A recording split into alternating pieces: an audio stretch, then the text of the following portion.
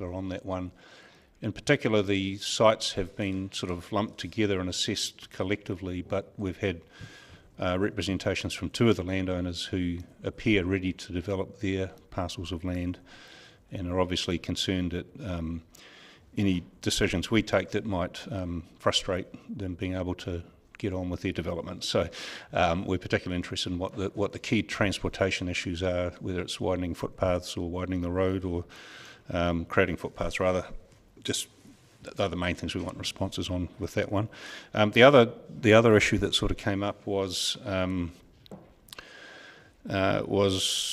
scope. I think Ms. Peters, who's here today, raised the issue of scope in relation to submitters changing their or developers changing their relief from GR1 to LLR1 and 2 basically at the hearing or as part of their evidence that was exchanged shortly prior to the hearing, and just wanted some response on whether the officers believe there's scope to do that. Okay, they're the main things to come up, and we'll do the same at the start of each day of the hearing. So thank you. On that note, we'll move to the first submitters today. Ross McCleary, COF Limited and Scroggs Hill Farm Limited, GFO1 and RS160. So welcome to the hearing, and we're in your hands. Thank you very much, Ms. Peters. Good morning, Chair and panel. So just to introduce myself, I'm Emma Peters, Consultant Planner for the submitters. To my left I have Mr Hugh Forsyth, and he is a registered landscape architect who has provided information in terms of that went in with the submission. So he's here to speak to that. He hasn't provided formal written evidence for this hearing. He had a limited capacity to produce evidence before these hearings. And then I've also got Mr Ross McCleary here, who is a submitter in his own right and is also a director of two of the other submitters that own the land. So just setting out this site, we have up on the screen here this area here in red is the GFO1, and then we have a wider site that is RS160, thank you very much, which is this area here. These two areas here are RS220, which I think are being heard separately, I'm not sure when.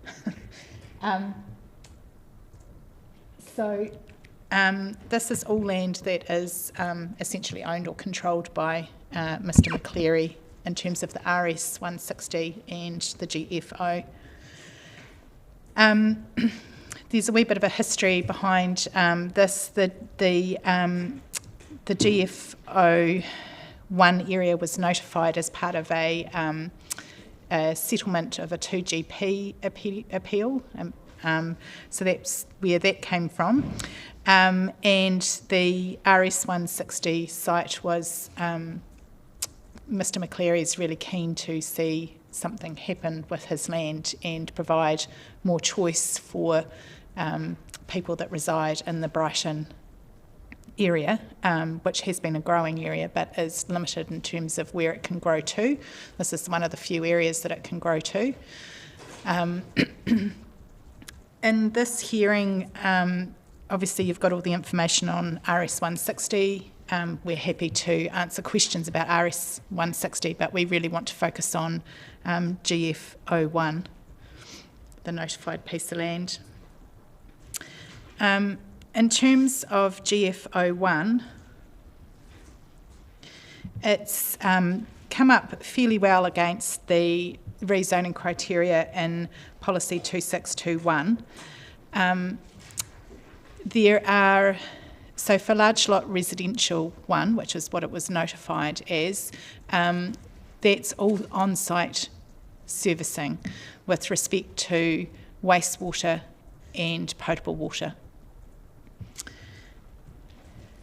It's anticipated that with respect to wastewater that there would be a minimum of secondary treatment system.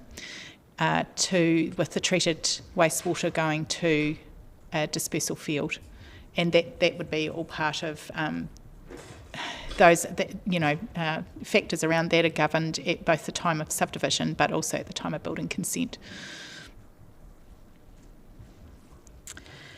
The use of rainwater collection and use for potable tanks is something that's well accepted around the Dunedin area, and in fact on the other side of the hill, Ellington has no potable water supply other than collection by rainwater from roof surfaces.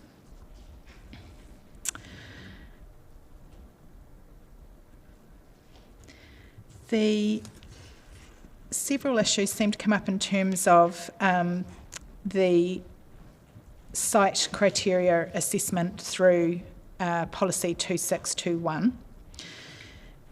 One of those is transport infrastructure, so it talks about just for GFO1 the need for an urbanised transportation infrastructure. I'm assuming that they mean by that a footpath along one side of the road. It's not very far in terms of the distance between the existing township and settlement zone of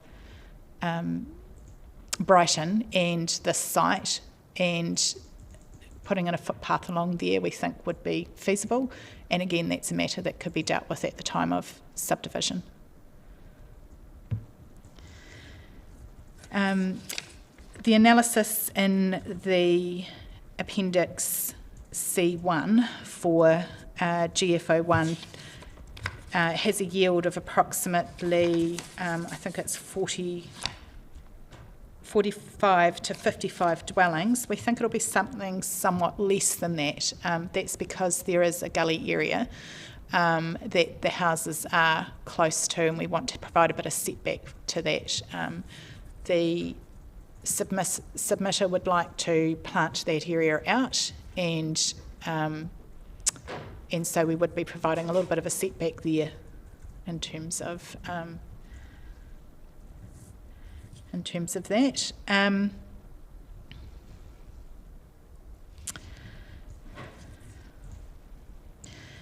The other obstacle that seems to have been raised by this section 42A is a compact and accessible city. I think the most important thing about this is that the Dunedin City District Plan, and therefore Policy 2621, services a large geographical area that is predominantly rural. And our townships and settlement areas are crucial to the servicing of those rural areas, as well as providing choice for those that may work or commute to Dunedin in terms of choice of location for where they want to live. All of our outlying township and settlements have people living in them that commute to areas other than Dunedin for work. So it can be farm work, forestry work, further south to the Melbourne industrial area. And there has been evidence put in for other matters, and I know it would also be true of this one, that there is insufficient zoned capacity available to the market. So I think this is a crucial point in terms of where Dunedin's going and how much greenfield development it requires. We have a theoretical surplus that relies on people being able to develop current zoned capacity. There's several factors in that. One is a landowner has to be willing to develop it. Secondly, there needs to be a economic feasibility to developing, and in many areas the existing zoned capacity isn't being made available to the market because there are access constraints, topography constraints. It's on the wrong side of the hill, it's next to an area of a gully, there's a large substantial house that's worth X amount of dollars that's situated in just the wrong place to be able to subdivide into two, etc., etc. We also have a lot of old titles around Dunedin and existing township and settlements in particular that are not necessarily of a shape that makes it easy to subdivide, particularly in the Brighton area in terms of topography. That's a question now. The theoretical capacity and housing capacity assessments, they were subject to the previous hearings, weren't they? And I think it was hearing 2 or 3. And you would have taken part in those, and the council has issued decisions on that. So are you asking us to reconsider how that's dealt with, or is it, I'm just not sure what basis you're making this point about theoretical capacity, that's all, in relation to this property? Yeah, so there's a couple of points there. Firstly, the housing capacity assessment, from my understanding, did not have specific data on township and settlements. So there's a number of township and settlements where no specific analysis has been undertaken around the Dunedin area. And so I suppose in that extent it's been an extrapolation. And then secondly, my point with the theoretical capacity of Brighton, zone capacity, is that that's not available to the market, and for it to grow there's demand. So if we've got demand from in terms of real estate agents and that sort, saying that there needs to be more available out in that way, and Mr. McCleary has had quite a lot of discussions, and he can speak to that more in terms of his discussions with real estate agents, but also people knocking on his door asking when he's going to be able to provide sections for people to live on. To meet that demand, you need zoned capacity that's available to the market. So we can't just rely on a theoretical zoned capacity within existing township and settlements if that is not available to the market. And I think that's particularly important going forward, given that we're in a potentially in a period where house prices are going to be going down.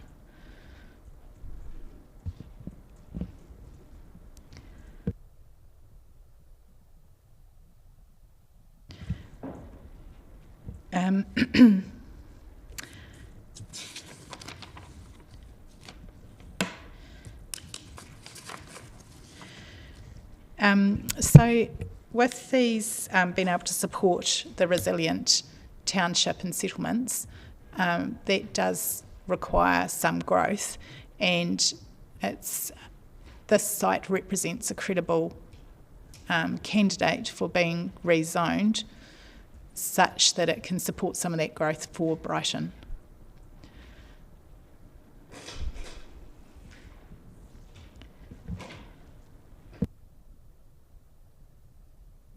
Yes, I think that's about all I want to say at this stage. To clarify, are you addressing us on 160 as well? Because I've just been through, I didn't see any additional evidence on that site. Yeah, that's correct. So we're 160 is, RS 160 is there for the panel to make a decision on, and it's available. The information has been put forward. We think that the wider 160 site is also credible in terms of being able to be developed for residential activity. It may be one that the committee wants to put a residential transitional overlay zone on until such time as the transportation matters can be met. There's an upgrade to some roads that are required. And so therefore that's why we've focused in evidence just on GFO1, which has the ability to be rezoned and made available to the market immediately.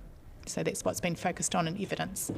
So, but the RS 160 is still on the table for the committee to make a decision, and that may, the way to be able to do that one may be to put a residential transitional overlay on it until the transportation matters are met.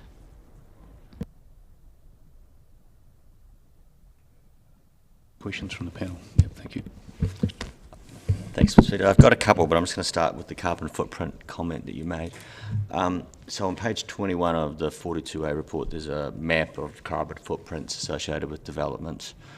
And it says in the paragraph underneath that the methodology was analysis used travel distances, census data and demographic data, etc. to calculate it. So I'm going to ask staff this question, but it relates to what you said, and that is, from that data that you used, the census data must have been tracking some sort of average commute or distance that the population from that town were targeting. Is that correct? Yes, that's my understanding. There is methodology in an appendix, I believe.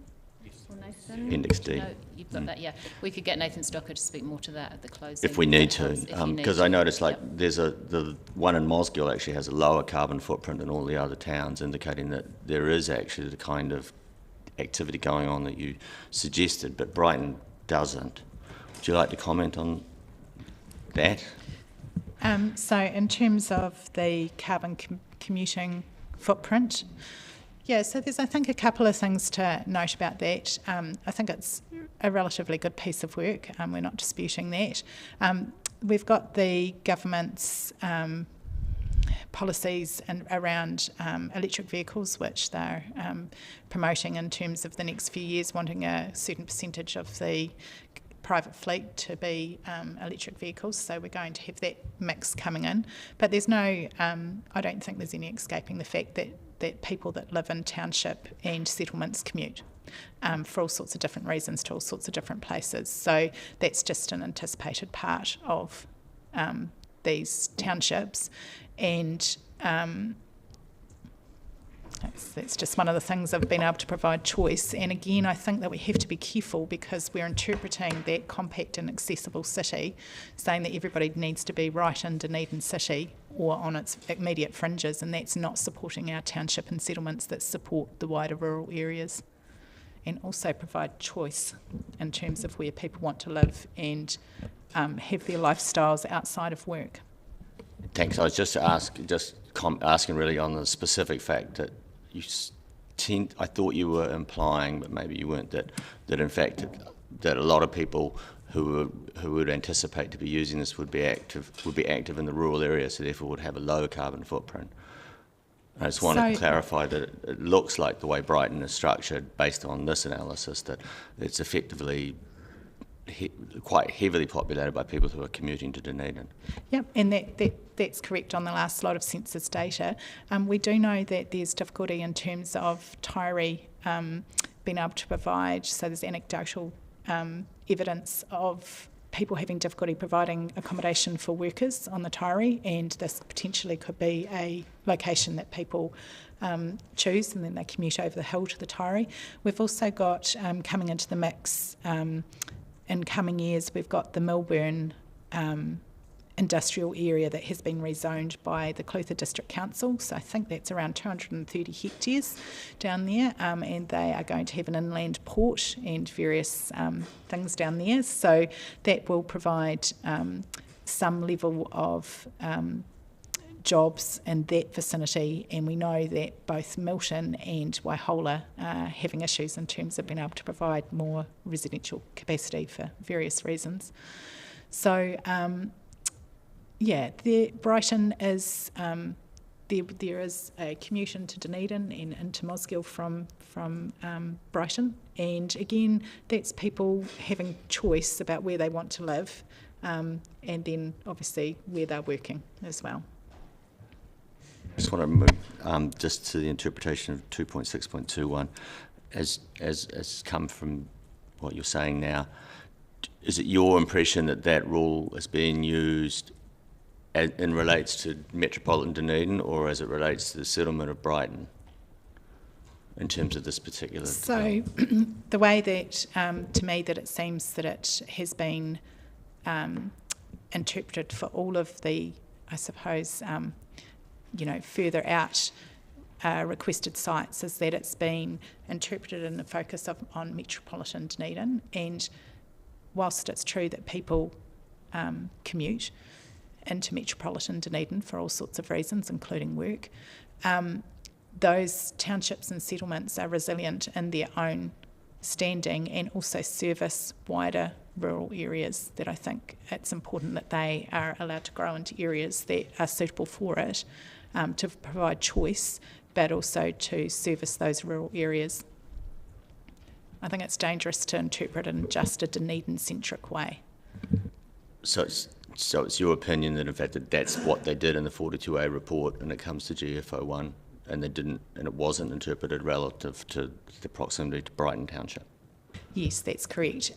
There is RS 220 has a submission to rezone that sits between the existing township and settlement and this site, and the GFO1 was notified by the council as meeting the criteria and therefore being suitable for rezoning, and is in close proximity to the township and settlement, even without the RS 220, particularly at the large lot residential 1.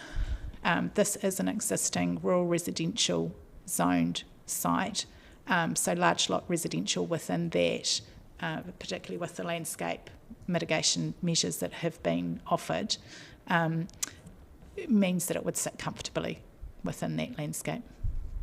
Okay, thank you.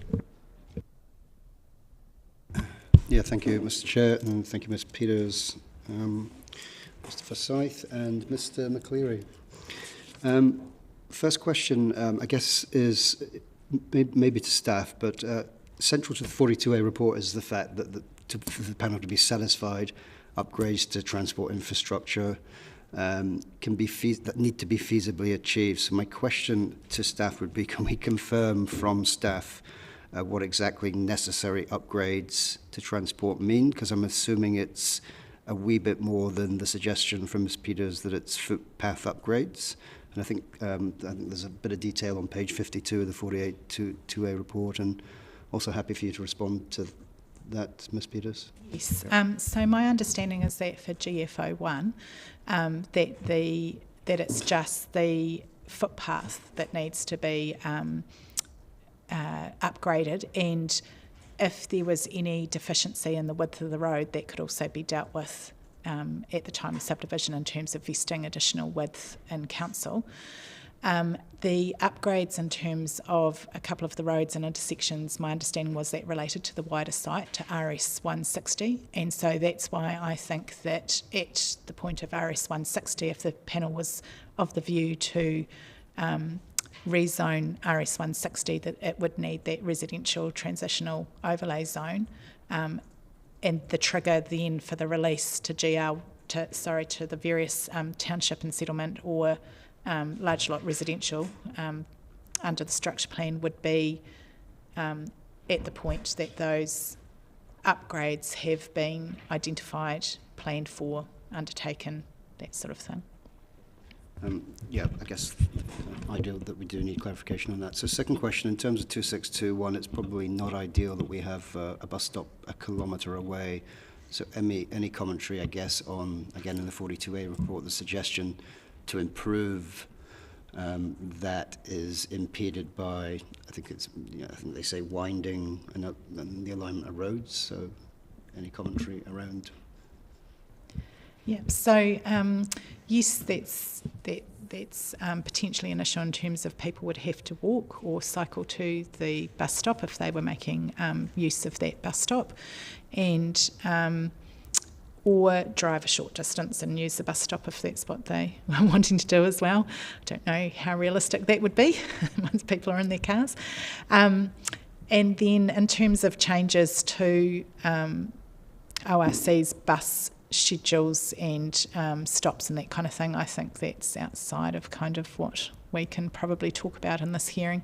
It's just noted that it is a distance, but if there's a footpath put in, then or shared footpath cycleway down the side of the road, that provides safe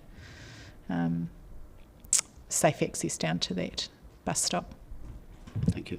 And in paragraph 14 of your report, you alluded to the previous decision around the 1940s buildings decision, and you made a suggestion that would have an impact on the number of potential development sites. Do you have a number for that? Because from my understanding, it's a fairly negligible number that would emanate from that decision.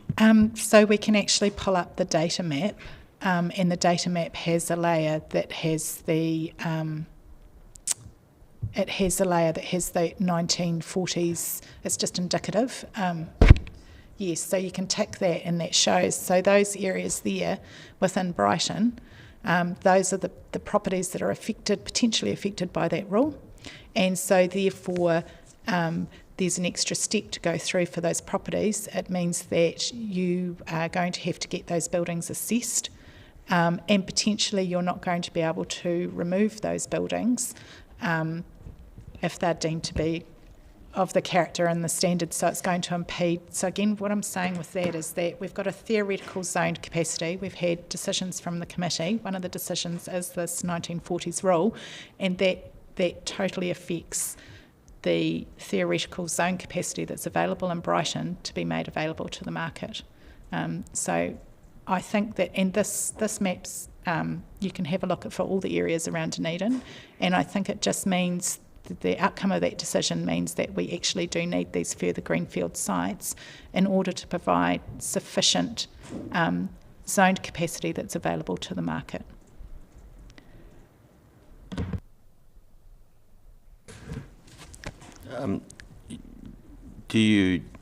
That rule was put in place so those houses would be assessed for importance. The idea being that we don't, at the time, the evidence that was presented to us requesting that was that we don't know what's out there in that period. But would you anticipate that it would be more than 1% of the houses that are coloured red that would be affected by this? So I actually think that it was a brave, but actually not a bad decision by the committee. In terms of the changes that we've got coming up in terms of urban intensification potential, I think it's wise to get a handle on those areas. It's difficult to know what it's going to mean in terms of how many will need to be retained, because you wouldn't put that rule in unless you think that a certain amount of them are going to be retained. And I suppose there's still some work to be done around what kind of characteristics we're looking for from that era that we want to retain. And I don't think that we've got a clear picture of that yet. And I'm not sure exactly, and from a pragmatic point of view, who would be undertaking that work. We have experts that undertake it in terms of the pre-1900s, but I'm not sure who the experts are going to be in terms of the 1900 forward to the 1940s. I don't think that we can say at this stage, put any percentage value on how many would have to be retained, because it's going to have to be going on a case-by-case basis. But I do know anecdotally that there are already practitioners within Dunedin who have had phone calls from people who were thinking of maybe developing or subdividing their sites, but now think that that's just another hoop to go through, that's a hoop too far, particularly with the uncertainties of how it will be administered. Yeah. So filing that form has been enough to stop them going forward? So the rule itself and the uncertainties of how you are going to show whether or not, because it's going to take a few consent applications to work out exactly what the criteria are that we're looking to save and the characteristics that we're happy to have demolished, essentially. So at the moment we don't know in practice what's happened? I don't think so. So in that regard, if we don't know at that point, then how can we make any statements at all about the impact of it if the quantum is an unknown?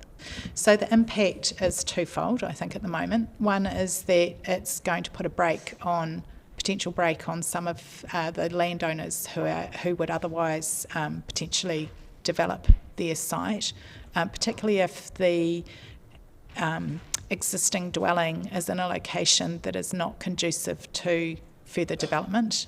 So sometimes you can sneak an access past. You need a certain width of an access, and one of the problems around Dunedin is that a lot of the existing housing stock is situated in a way that makes it difficult to get an access up the side, or to put another house on the front or the back. And Brighton in particular also has the added factor of topography, which can also make that more difficult. Yeah, so twofold. Bit of a, we don't know what this means, and who do we go and ask to find out whether or not our house can be bowled, if that's what needs to be happened. And secondly, the rule, if it's retained, because it is under appeal, if it is retained, it is going to have a break. Some of that zone capacity will not be able to go forward because there will be houses in there that will need to be retained, that have the characteristics that we are wanting to keep. Otherwise, why have we got the rule there? Yes, I guess I hear that, but some is a very non-quantitative term. And so what I'm really testing you on in your statement is the potential impact. And while you have described accurately what would happen if a house was deemed not able to be demolished, I don't feel that I've got a sense of the likelihood of that occurring, because that is what matters when it comes to converting the colour on that map to a lack of permission to develop without demolition or with demolition. So I guess my question back to you is really, what evidence do you have at the moment to say that that would be significant? So I have no evidence on that, because normally when a rule like this is put in place, there's been a Section 32A analysis of this rule, and there would have been a case example for, it essentially means a desktop analysis. So you would have to sit down and go through all of those red and yellow sites and have a look at the location of the existing dwelling, where access could be provided, topography, things like that, if there's any hazards in relation to any of those sites, and that is then going to allow you, if that building is retained, can future development take place. I haven't done that analysis. It takes a bit of time to do that analysis, and normally when a rule like this comes in, there would have been that Section 32A analysis that would have done that would have said, look, we expect that for Brighton, 10% of the dwellings that are currently zoned yellow or red, or 50%, or whatever the figure ends up being, because that work would have been done. That work hasn't currently been done. Thank you. Right, thank you. I was going to ask some of those questions too, but just so I can be clear, RS 160 is also on the agenda now, and your evidence just relates to, your written evidence only relates to GFO 1, and you made some verbal comment earlier that you see the transportation issues associated with RS 160, which are more significant, being addressed through a residential transition overlay. Is that an RTZ? Is that what you have in mind there?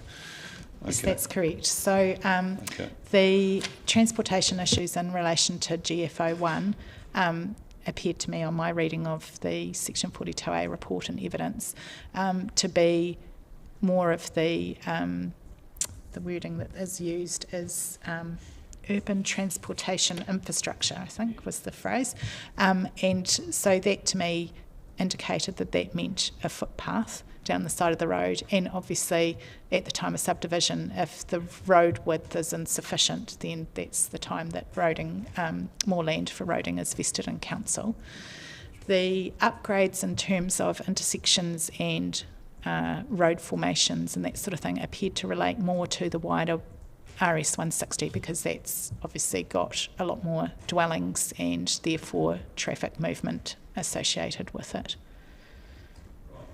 So they can't be dealt with in the same way, requiring an ITA, integrated transport traffic assessment, prior to the subdivision, or as part of the subdivision. They're more significant in terms of what I read in the staff report anyway. So you think an RTZ would deal with that? So either of those methods are So yes, it is open to the panel to rezone RS 160 and require as a performance standard that attaches to the structure plan mapped area a rule that requires an integrated traffic assessment to be done. So that would be one way, and then the other way would be an RTZ with the release being on, obviously the work would include an ITA, but also you would need the funding of that infrastructure upgrades sorted out. Okay, I think I understand that. They seem to be quite different Yes. sites in terms of transportation. In terms of, They are. I notice you've got Mr Forsyth here. In terms of the landscape impacts, Mr Forsyth's done a report as part of the submission, and did you want to touch on that? What we're mainly interested in is any areas of disagreement with Council's own landscape assessment. I don't think there is disagreement. It's more to do with the controls that would be required to be included in structure plans. Is there any difference that we should be aware of? Yes, I will get Mr Forsyth to speak on that. Just one other point on the transportation thing for GFO1. At the, what we have estimated, around that 36 to 40 dwellings, we think that the existing roading infrastructure, other than the footpath, has the capacity to absorb those traffic movements. So that's for GFO1. So that's why there's the distinction. But obviously at the time of subdivision, a traffic assessment would need to be undertaken, and that would have all the bits and pieces that would be needed for that. So I'll just hand over to Mr Forsyth, who has done the landscape structure plan and also the report for the submission. And obviously that was on the whole RS 160 site. And there, as you've said, there's not much difference between, particularly in terms of GFO1. But yes, I'll let Mr Forsyth speak to all and then of that. after he's done that, there'll be a planning question about whether the urban design controls can be included. I think the planners have alerted us to that. There's no policy support for that, but Yeah. Mr Forsyth need not worry about that, but we'll come back to that. Okay. Yeah. Thank you.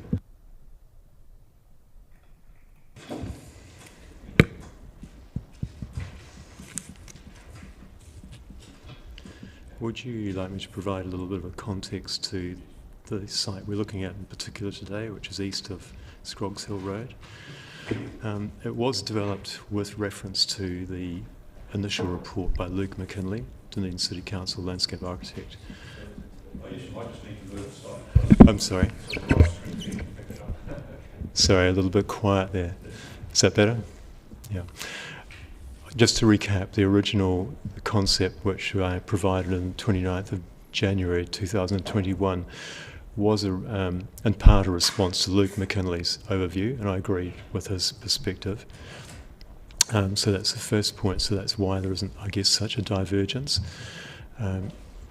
Also, the background to my assessment was that the land area had been cut back from the original proposal that Mr McCleary and the surveyor and Emma had developed together, and that responded to that. So there are two stages to the proposal that I put in. It was really essentially west and east of the road. And I don't know whether you're able to look at my original figures. Is that possible? Attachment 1, Scroggs Hill Farm. Don't think we've got that. We might be able to get that on the web. No, it's all right. No, that's fine. 42A report, in which case we have got it. Yes, yeah. I think it's in here. There's a little PDF saying attachment 1, Scroggs Hill I Farm. think we've got it here too. Oh no, wildlands.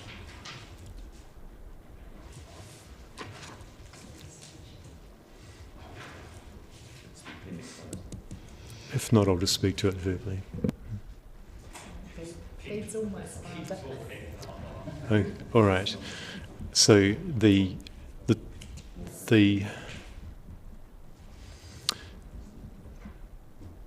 landscape proposal, which is figure 4 of that attachment, I see in the planning report it's shown as landscape proposal, which must have been an earlier iteration. It's divided on the eastern side around 2 gullies that come up from the stream, which runs through the base to the east. On the other side of that stream, there is a reasonable amount of development along the ridgeline, and that extends down and across the stream and at the base, the eastern base of the area that's under discussion at the moment. That's the image. Great. So if you see the right-hand boundary, the pink, yellow, which are numbered 1, 2 and 3, if you can see that, that really marks some land that's already been developed, and that sits on the escarpment above the stream. And the stream gullies extend back into the site. They've been picked up in the structure plan essentially to divide up those housing areas.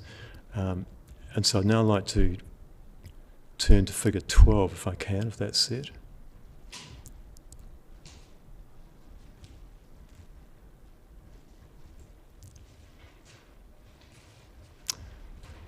Sorry, you've got the planning report, not the figures.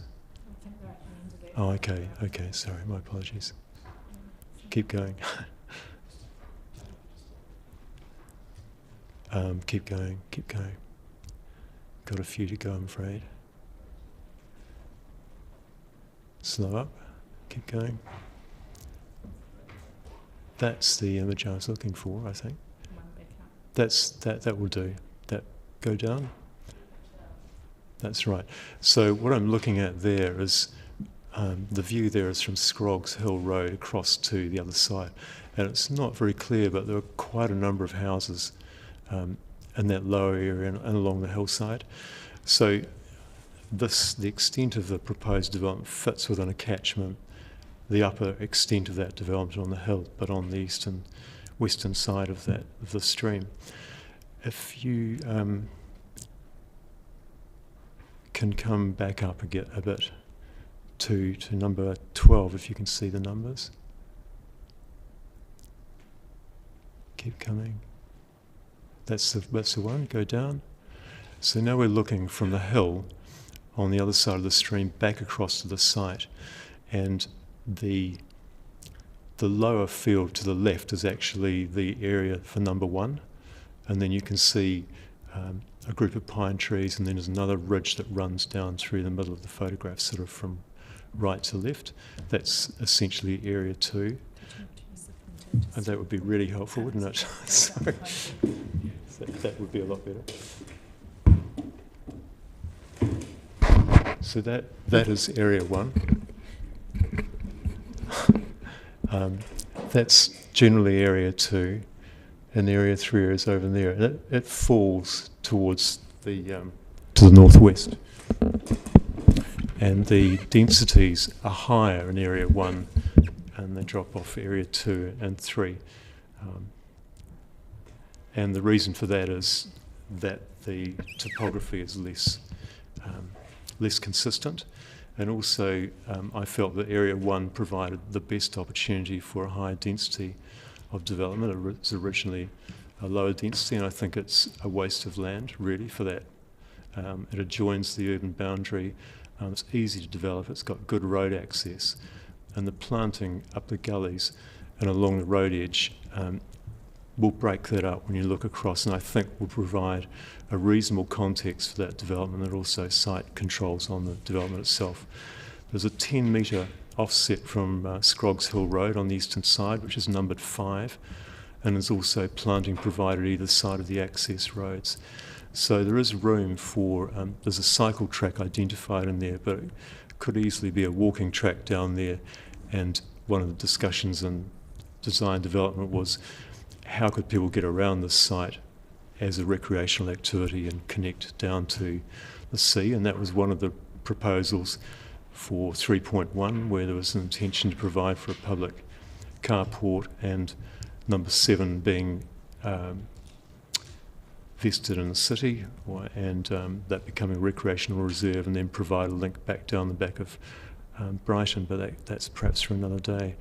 But those are the 2 main points. Is really it's a catchment-based sort of development, particularly on the eastern side, and there is kind of a structure in there of planting and there are conditions, and I think they could be taken forward so that there's some control over it.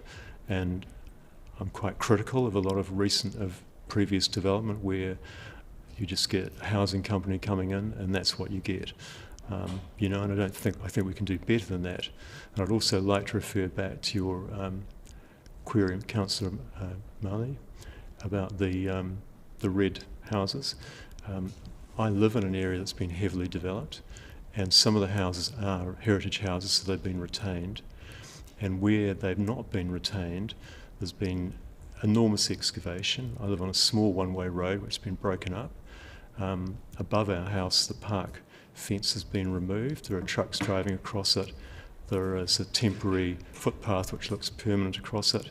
The knock-on effects from that is parking up on an adjacent road, and council's now having to invest a lot of money in that. So I think positive from that, from my view as a designer and someone who's interested in the wider environment, is that red stickering might provide a bit of a handbrake in looking at some of these areas that have already been intensified, which look like a collection of refrigerator boxes to some degree, and think about how that will affect our ongoing texture of our city. And I think that sort of gradation of decision making is missing at the moment, because the consenting planner just gets a case and signs off on that, and there's a big gap between that and the policy. So I support that, just as an aside. Thank you for that. Just rereading the assessment, it appears that there's no difference in opinion between both landscape architects, and there's no submitters who I can see are opposed to the GF1 on the basis of landscape effects. So I think the evidence is pointing in one direction. I guess the only question now comes to the staff report, which has raised the issue on page 51. Should the panel decide to rezone the site and consider these mitigation measures are critical for rezoning to occur, they should be included within the structure plan for the site. Both landscape architects support them. However, as discussed in section 4.4, this is not straightforward, as there is currently no policy support in the plan for urban design controls to manage the effects of residential development on rural landscape values. A new policy would have to be drafted. So that's what concerns me, that my question for staff would be, is there scope to draft a new policy at this stage of proceedings, which could affect other properties as well? I suspect not. But what it seems to come down to is whether the panel thinks these design measures and the bullet points on page 51 are critical. And I guess my question for Mr. Forsyth actually would be, are all of those controls critical? They would appear to be so, but in choosing building platforms, is it necessary to have some or all of those controls in place to achieve what you're trying to achieve with the landscape? So two things on that. We'll do both the landscape and the planning. So the submission asked for township and settlement for GFO1 in a further submission, and the notified GFO1 was large lot residential 1. From a planning perspective, with putting the design, urban design controls on it, Mr. Forsyth's going to speak to that, but we think that's actually quite a critical component in terms of providing the amenity that this will have going forward to make it a lovely area to live in, and also when people are looking at it. And the way to do that, it doesn't require a policy to be drafted. So we have in our submission said that we'd like a structure plan mapped area. And I think that would be critical in terms of going forwards for several reasons. So one would be that those mitigation measures that are agreed between the landscape architects could then become performance standards under that structure plan. Secondly, we would like to identify building platforms within the large lot residential zones, so that if it is upzoned in the future to township and settlement, that there is the capacity to develop to a higher density, to stop what we were talking about just before in terms of location of dwellings actually being a hindrance to further intensification in the future. And also the structure plan would need to deal with the landscape controls around the road margin the accesses and the gully areas in any area that is to be rezoned, just to ensure that planting and ecological enhancement occurs. And finally, the last point would be the pedestrian access that needs to be provided, that could be also covered by that structure plan performance standard. Someone noted all those things down. Sorry. I'm happy to, can you provide it? Put it in writing. It's Yes. useful. It's something that we would really value Yes. having from you. Yes. And I take your point about the submission was actually to change it to zones as shown on a structure plan. That part of the Yes. submission wasn't just to go to large lot, it was township and settlement as well, is that right? Yes, Yeah. and so that's open obviously for the committee as well. Township and settlement from a landscape perspective, that seems to be agreed as long as there's those controls, urban design controls, and they would need, in our opinion, they need to be retained for the large lot residential as well.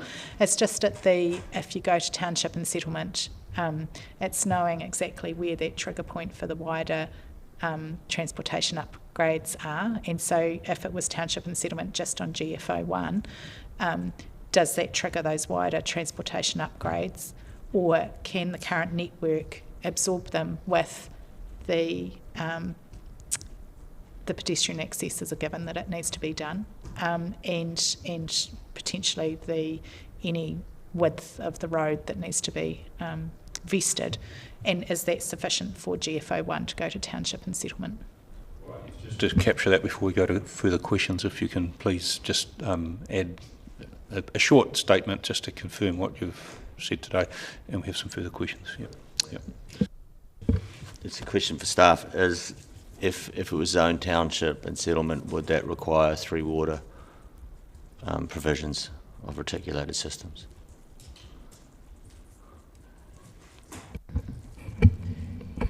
So, hang on, I just have to check. Brighton is serviced, isn't it? Yeah. Yeah. So normally, yes, it would. Yeah. Yes, and so there is a wastewater pipe that is just down the road from the site, and my recollection of the Section 42A evidence is that there would need to be some wider upgrades that hadn't. There's been a bit of a history with this site, so we've had various iterations of what needs to be done if it's to go to township and settlement. I think a pumping station for fresh water needs to be put in to get up to the elevated heights. So the pumping station type thing, in terms of so there's a couple of ways that can be done in terms of not necessarily all the cost would be on councils. So for things like a pump and water pipes and pipes down the road to connect to the wastewater, that's usually something that developers are usually quite happy to do. And the cost of those are not exorbitant. It's just where it starts getting into wider network upgrades, you get into those fairness issues and how much is a proportion to this development and how much is actually the city catching up on its infrastructure. So, yeah. Or when in the 10-year plan that work is planned to be done. So I guess if we're considering those different zoning intensities, we'll need to take into account 3 water being applied. I just had one further matter I just wanted to raise with staff, and feel free to comment too, Emma, on this. Just considering the 3 blocks of land collectively, and they're shown on page 47 on the map there. So GFO1, as Peter said, that's obviously a notified site. The council have notified that, and so the council are happy that it meets the policy 2621 criteria for connectivity, or at least proximity to urban boundaries. Is that correct? I imagine it is correct.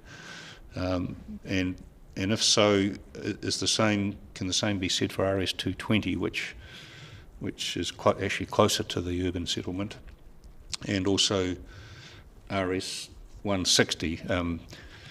It may well be that you've covered that in the report, but it's quite a lot of pages, and I'm trying to decipher it all. So it would be useful just to have that clarified, whether the connectivity, compact city, proximity to transport, those sorts of things, the officers are satisfied that those criteria are met for all 3 blocks or some of them. If you're able to do that now, that's fine. If not, we can have it in the reply. Thank you. And if you wanted to comment on that, Ms. Peters, just if you're able to speak on behalf of all 3 blocks of land. Yes, noting that RS220 aren't clients of mine, but Mr McCleary did make a further submission on RS220, so in that capacity I can speak. I think it's a very important question that you have raised, and it would appear to me that if you have made the decision in notifying GFO1 that has sufficient meets the criteria. We didn't make that decision, but but if council has, if council has made that decision, then it would necessarily follow that RS220 and at least some of RS60 would also similarly be in close proximity. I can't recall in terms of whether there's been other factors in terms of RS220 that they're recommending. And that comes to another issue which you've raised, Ms. Peters, in relation to some submitters we yet to hear from today that I've pre-read the evidence as to whether some criteria in 2621, such as what we've just talked about, is potentially a key criteria that outweighs all of the others. I think you've raised that with some of the Allenton site, for instance, as to whether there's a knockout blow that comes from not meeting one of those criteria. And we don't need to address that now because that comes up later, but it just goes to whether there's a broad analysis of all criteria, and your submission to us is that the majority need to be met, not necessarily all of them, and that comes up later, and we'll be discussing that later. Yeah, and that would be true of this site as well, that it is the policy itself doesn't have any weighting criteria for any of the criteria, and it also doesn't say that any of the criteria are supposed to be put ahead of, like can be act as a knockout criteria. I think that so therefore, if you go from that basis, you need to assess all the criteria, and then it's going to become a balancing, because there's going to be very few sites that tick every single criteria within that policy because it's quite detailed, and therefore you're going to have to wait in terms of the city's needs of meeting the NPS UD, the demand and zoned capacity, particularly zoned capacity that's available to the market in any particular one area that a site's in relation to. So it's actually going to become quite site-specific and locale-specific in terms of how you weight those criteria. Okay, but for now we'll just seek information on whether that criteria is met for these sites. We'll, be able to comment now. I can just add a comment to what Ms. Peters says. I generally agree with what's just been said. Just because we've notified a site doesn't mean it ticks every single box in 2621, and it would be very difficult to find any site that will tick every box in 2621 completely. So it will come down to a weighting exercise, and it will be a decision for you, for each site, as to which criteria are more important in any case at the end of the day. Are you able to answer whether these sites meet their criteria at this stage, or would you like... Well, the Appendix C records the distance away from existing residential zone properties, which is 380 metres, and identifies the feasible capacity. So it doesn't completely, in our view, it doesn't completely meet that criteria, no. GFO1 was still notified. Is that an implicit decision that it does meet criteria, or is it just a matter of testing the waters? It's testing the waters. It's not an implicit decision that it meets all those criteria. Yeah, it's putting a site out there that has some merit and seeing what the response is. Useful to know how they've approached that. Thank you. I think you've answered it, but I kind of want to ask it out loud, so it's asked out loud. The proximity rules that you're applying on 2621 are to the nearest built-up area, not relative to the city of Dunedin, right? So when you say, like in this instance, you mentioned 300 metres, that'll be the edge, the built-up area of Brighton. It'll be the distance to the nearest residential zoned area. Near residential zone, I should and that's say. not the full assessment. So we're also looking at the distance from the city and the impact on traffic and commuting. And if you believe it's primarily populated by people who are commuting, then you'll have a carbon component of that. Yeah, and that's what that other diagram that we were talking about earlier fits into. But you are still assessing them relative to where there are communities as well, like how close they are to that community, as part of the assessment. To the existing township? Yes. Yes. Yep. Thank you. And just around that, I've just noticed the Section 42A report at page 52 does acknowledge that it's GFO1's been proposed to be rezoned by the DCC in the Section 32 report. However, a more in-depth assessment conducted for this 42A report indicates potential issues with the rezoning. So that probably clarifies the council's position on it, and they've done that with some of the other sites as well. They've changed recommendations, and in this case the recommendation is that if the panel chooses to rezone it, then there's certain things they're recommending. So it's sort of, we'll hear back from the officers in terms of whether they've updated that assessment, but I think that puts it in context. But very useful discussion anyway. Thank you. Thank you very much. Have we got any further questions? No? No further questions unless Mr McCleary wanted to add something. Are you happy to add anything else? Or Sorry, I'm just bringing you can take your mask off while you're speaking. The only thing I would say is that we've looked at your rural residential capacity that I already have, and I discovered and done the exercise after we applied to do what we're talking here. What the discovery was is that the sites aren't there. The area is there for people, but there are no sites, or a limited number of sites, near a half. And I looked at the flat land below it, closer to the town, and said, well, really, this should be traded one for the other. That's what happened in the very original of this whole thing. And that's been going on for 30 years. I'm getting frustrated with it.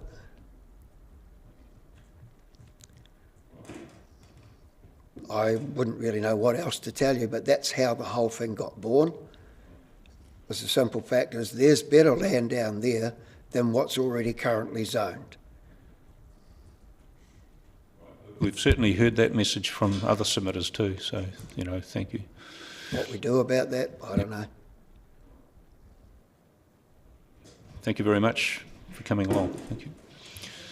All right, we'll just take a brief adjournment while we set up for a Zoom call now. Yeah.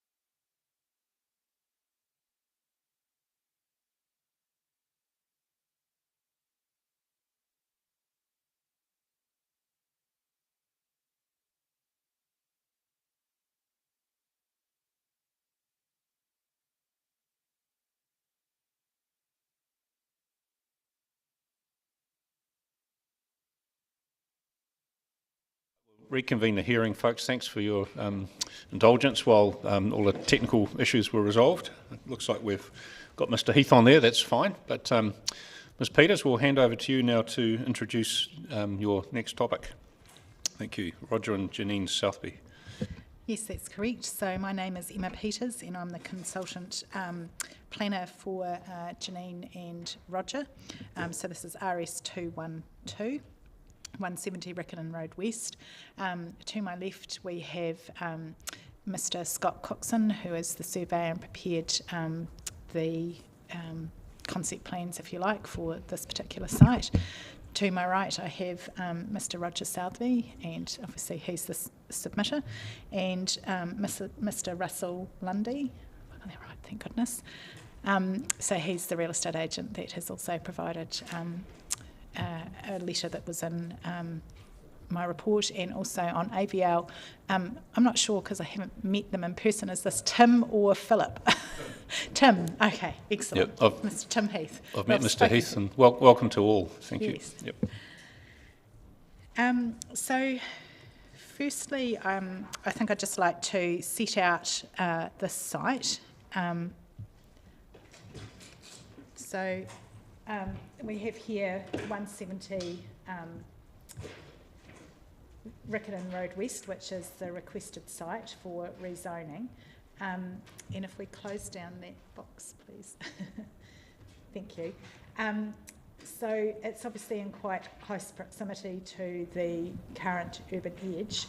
Up in this area, up in here, this is the Carlisle Road Treatment Centre. So this is for wastewater, but also deals with stormwater as well. This is the silver stream here.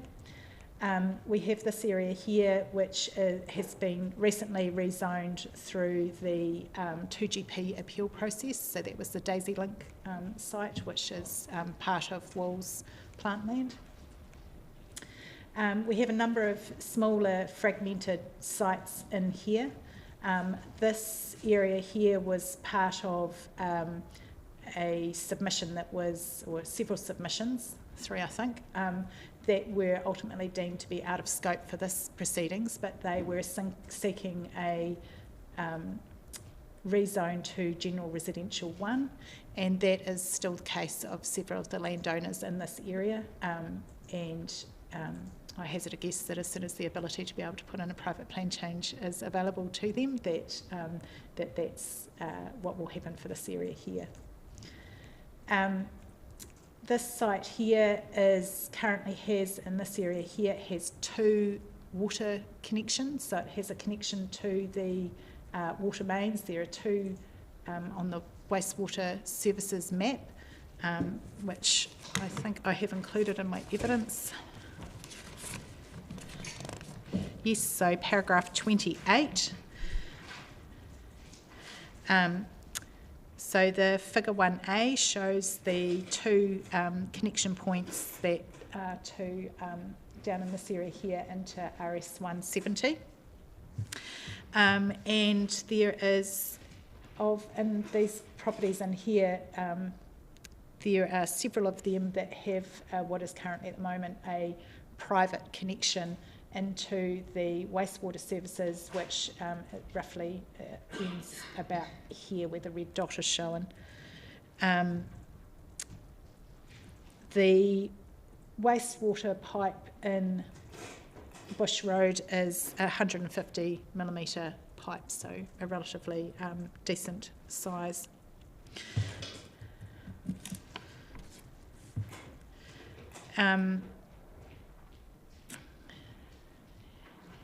So in terms of policy 2621, the site rates reasonably well. There is a bus stop which is about in this location currently, and that's on one of the regular bus routes in Mosgiel. It's obviously in close proximity to, although not immediately adjacent at this point in time, to the general residential 1, and consists of the site around it in between the site and general residential one has fragmented land ownership. So the two points that main points that seem to be raised in the section 42A report, well, there's three really, are the high productive land in terms of its LUC1 and high class soils, and so we've obviously got Mr. Heath here who will talk to property economics report. The other issue is connectivity, current connectivity, in that it's not immediately adjacent to the GR1 zone. And then the third is demand in this locale in terms of zoned capacity that is available to the market, and that's why we've got Mr. Lundy here. So at the different densities that have been put forward, we've got the three that seem the most sensible for the site. So there's large lot residential 1, which is approximately a yield of 31 dwellings, low density residential, which is approximately 71, and general residential 1, which is 100 to 140. We've provided a structure plan which sets out the internal access and the access points to both Riccarton Road and Bush Road, and also provide for connectivity to adjacent land for future development pursuant to future rezonings.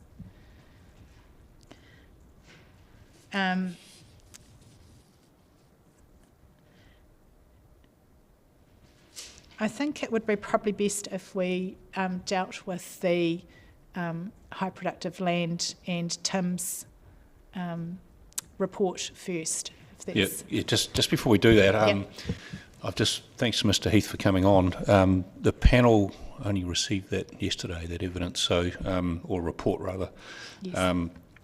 It's very late in the proceedings, so we have accepted some late evidence from yourself and other consultants that was lodged probably a week to 10 days ago for some other sites, and yes, we know of some criticism that's going to be levelled at us for doing that. But the main criteria with late evidence is anyone adversely affected by us receiving that evidence late? And our first consideration is with the officers because they need to respond, but they have, I think they're reasonably comfortable with accepting this statement because they've got some time to do that before they respond. There are a couple of submitters in relation to this land which I've asked Jenny to contact to see if they have any comment about us accepting this into the process. Yes. One of them is not contactable by email, so we haven't heard back. But what I propose that we do is we'll hear from Mr. Heath. We may not have many questions, actually. We've read the report. We might have one or two questions. We'll proceed with that, and then we'll just reserve our decision whether to accept that into the process. So that's probably the best way to proceed. Everybody's ready to go, so we'll do that. Yes, okay. And just another point that this has been provided as not a complete update, but an update to the addendum or the work that was done by Property Economics on the HPL land for a number of sites around. And so that was, yes, so it was done in conjunction with Becca, and obviously we don't have the Becca part of it, but so it's really just it's just adding to that work. That's right, that's correct. Good point. And Ms. Christmas advised me that Property Economics has provided advice to the council, and my first question for Mr. Heath was going to be, is your advice on this site consistent with that advice you've given on a wider range of sites? Yes, and it's also important to note that council had provided written permission for any of the submitters to seek Property Economics a report from them like this that added to their report where they hadn't assessed all of the requested sites. That's all useful. We'll proceed on that basis. So, yeah, thank you. So, Mr. Heath, thanks for coming on. We've read your report, and we could just ask you some direct questions, or would you like to summarise? Maybe if you just summarise very briefly what you've found in that report would be useful. Thank you. Can, yes. The report we undertook for Sweep Consultancy on 170 Riccarton Road was in line with the approach and methodology that we had utilised for Dunedin City Council on assessing the original, excuse me, I believe 16 sites. The primary issue that we were looking at in terms of that was the high level of highly productive soils and highly productive land that was associated with those sites, and just looking at the economic costs that may be associated with using those or utilising those for residential development. Along the lines of the same methodology, the same approach, we looked at the site in Mosgiel. One of the issues with the area in general is, probably a relatively positive issue, is the level of highly productive land and highly productive soils that exists there. Having assessed the site itself, and probably the most comparable site is the number 7 site, I believe, just to the west of Mosgiel, that council had originally assessed. This site fell in line when it was assessed as a general residential zone. It fell in line with those sorts of the economic costs and economic benefits associated with that site. Although this wasn't, the site in question is about 8.5 hectares, and the site assessed by council was around 37 hectares. So there are some scale issues between those two sites, but in all, getting about 120 dwellings under a general residential 1 on this site was relatively efficient from a residential point of view. It did have, again, relatively high costs associated with the loss of production, simply because it is highly productive. It's level, or classified as level 1 land, which is extremely versatile and with highly productive soils as well. When looking at the level, I believe there's about 32,000 hectares in Dunedin itself of highly productive soils. When looking at the proportional drop in those highly productive soils, although at an individual site level they represent a loss, this loss is likely to be picked up by the rest of the land, the productive land in this area. Overall, the general residential 1 fell in the medium column. I think on the last table on the report from Property Economics, it fell within that range, whereas when you get to the lifestyle blocks, because you're not using the land quite as efficiently, it had greater costs, economic costs associated with it. Hopefully that's helpful. Let's just see if we have any questions. Commissioner O'Malley, do you have any questions? One, so effectively you'd be saying that you get greater economic return based on the intensity of which you develop it, and that balances against the loss of agricultural productivity because there's a large agricultural area that could take that change in activity. That's correct. There's two push-pull sort of levers here. One is that you're losing productive land, and the second one is how you use that land in terms of the benefits you get for supplying residential product. The more you can supply off a particular site, the lower or the increased land use efficiencies, and the lower the cost in terms of lost production per site. Just a quick question on loss productivity and development in general, and percentages and proportions. Has it been your experience looking at other areas of the country where there has been productive land next to large economic and greenfield development, that the greenfield development has gone on under any other form than in the form of individual developments, which all individually take out less than 1% of the greenfield at a time? Sorry, I didn't quite hear all that question.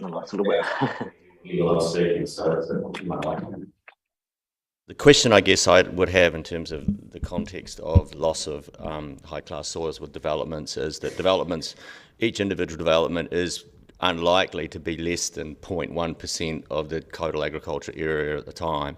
But there has been plenty of examples around the country where over time that land has largely been eventually used up in residential development through those small, less than 1% steps. Would you be able to comment on that? I think when you're looking at the cumulative effects of the impact on productive land, I think the total even of all 17 sites that have been identified with the Mosgiel site included, you're only looking at just over 300 hectares of land compared to, I believe it's about 32,000 hectares of highly productive soil in Dunedin.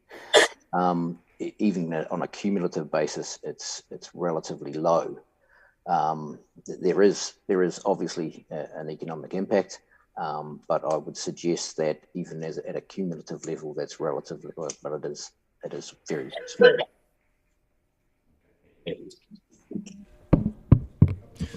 Thank you, Mr. Heath. Just a final question from me. You've the NPS HPL. I understand it's due out possibly next week. Even it's within about 10 days or something like that. So yeah, before the end of August, you've mentioned that. You appear to have taken that into account. The draft, it must be a draft version, is it, or the proposed version rather? My question is, has your assessment included some analysis of what's in that document, which is yet to be gazetted? It seems that you have done that. Is that correct?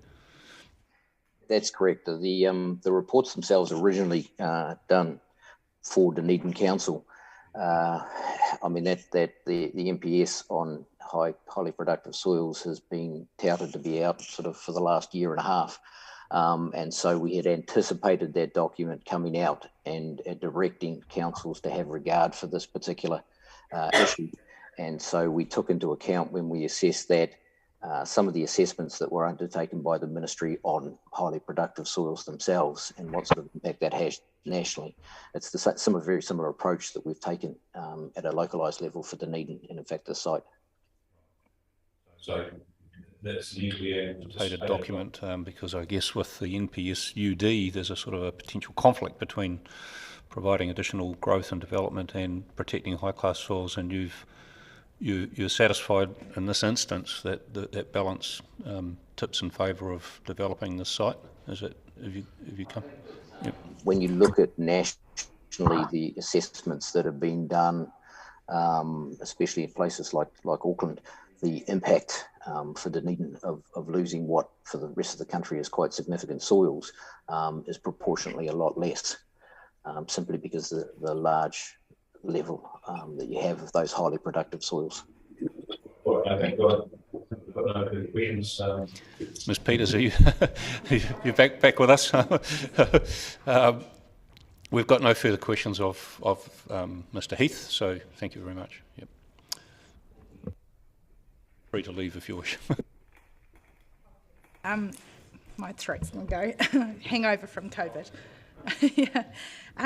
I think now it would be really good, just following on from the Mr. Heath's thing. So we've got again a theoretical, if you like, productive, highly productive land that is theoretically highly productive, but then we've got the practical reality of this land, which is currently in a hazelnut orchard, actually not being an economic unit at all. So I think it would be really good if Mr. Southby can speak to that as sort of the reality of what can be done with this land. And I'll try and get my voice under control. Mr. Southby. Yep. No problem. First of all, thanks for the opportunity to be heard today. It is appreciated. And I'm not here to talk about the legal or policy implications. It's not my scope of expertise. That's why we engage the experts. I think I'm here to talk about the human aspect of it and try and put a human face on what is obviously a complicated issue. I consider myself to be a pretty lucky person, and growing up I've always had a home to live in and I've always been relatively comfortable. As we've got older, I've realised that that's not the case for everybody, and it's quite sad that actually. I don't think there's any doubt there's a shortage of houses within the DCC boundary. We've lived at the property since February 2020 and have been in business not long after that. It has become apparent that the size and scale, it's not an economic unit. The only reason we're able to maintain or remain in business is that we're both working full-time in town, and in fact we're subsidising our hazelnut business. It's not sustainable, and we cannot continue in this manner. I've actually listened to a few of these hearings over the last couple of days, obviously not all of them, and what I've heard that there's obviously every site has different issues, geotech, reverse sensitivities, hard to build areas, access issues, etc. And I think this proposed site has very little, if any, of these issues, so I think that's quite important to take into account. I'd also like to acknowledge the role of the importance of policies and plans. I'm not saying we ignore them completely. That is important that there is some sort of centralised, or not centralised, but plan and policy that a coordinated approach. And at some stage I think we need to take a common sense approach and address a pressing issue facing the great city that we all live in, and the shortage of housing sites available. The site is flat, has easy access, very close to all services, and can provide a substantial amount of property available to the market. Thank you. Thank you. Just see if we have any questions. Steve, first of all. No? Jim? No. I have actually questions that are not in the 42A report, but are sort of coming up now, so I don't know if now's the time or not. It's the Three Waters questions. So raise them now. Is this something to note for the council staff to note, is it? Yeah, well, yeah. It's a capacity question, and overland flow with stormwater and floodwater, especially mentioning Carlisle Street. Yes, so we've got... so I don't know if do I want to do them now, or do I want to wait? Is there more people? Maybe, yeah, what we'll do with questions of staff, we'll hold them, and I've got one too. So yeah, so I just flag, I got those coming. We've also got a little bit. Cool. Yeah, that's excellent. Right. I'll just see if... I don't have one of Mr Southby at the moment, because I pretty much understand what you're saying. Yeah, Mr Southby, I just wanted to ask you a bit more about the what we heard from Ms Peters about not being an economic unit, the hazelnuts. And this is probably more a planning question. Yeah, I was just going to ask, is it your understanding or expectation that rurally zoned properties will always be an economic unit? Is that how you understand the sort of planning around things? Yes, and again in layman's terms, yes. If it wasn't, it would be rural lifestyle or rural residential or something else, but rural, in my layman's terms, should be an economic unit. That's fine, and you would, looking at the map, there seem to be a number of smaller properties that could also make the same claim that they're not economic units as well. Would you acknowledge that there's a number of other properties could make the same assertions? Well, it's hard for me to comment on what they're doing on their properties. I'm not sure what they're just in terms of size. Are you talking the ones down Bush Road? Well, just in terms of much smaller properties than what you'd expect in a rural zone. Yeah, there seem to be quite a lot. Yeah. I mean, and I think the areas that Ms Peters identified that were bordering the residential area, prime example of that. To that when we ask questions of the planners, but okay, very good. No further questions at this stage.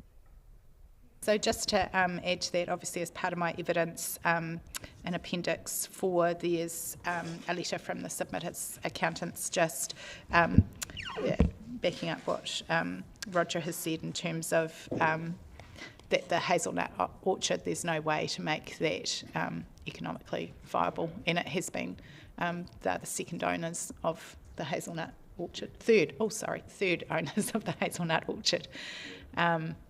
Yeah. While you're on that, from a planning point of view, is it your understanding of the planning framework that a rural property should be economically viable for rural production? In the context of this particular site, from a planning perspective, if I was a policy planner and looking at areas to be rezoned, in this one you have a number of obviously quite small sites, and there's one larger one here that I think is just used for pastoral grazing. To me, the boundaries for future development would be these roads and there. So that if I was Dunedin City Council looking for somewhere to Mosgiel to grow, and I think I've said this right from 2GP hearings time, your boundaries for Mosgiel should be the Silver Stream, Riccarton Road West. You've got a railway line along here, and you've got another railway line along the other side, and that is the boundaries for Mosgiel on the flat, and then you've got back up over the hills towards Abbotsford and Fairfield.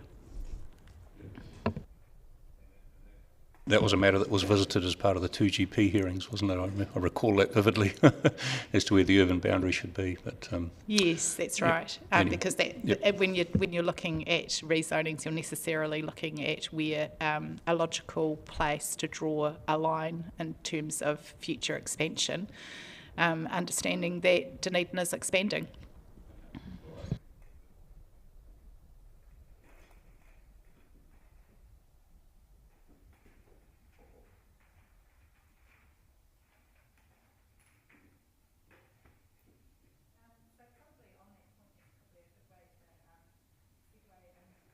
Oh, sorry, thank you very much. Segue into evidence from Mr. Russell Lundy in terms of the demand for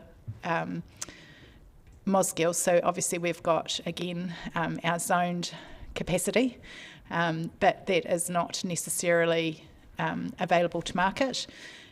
We have a number of rezonings that have happened through the 2GP appeal for Mosgiel, and so that will take care of some demand once that is developed. But there is a lag between property being rezoned for residential development and then getting through the subdivision development works, building houses, and then actually having those houses ready for people to reside in.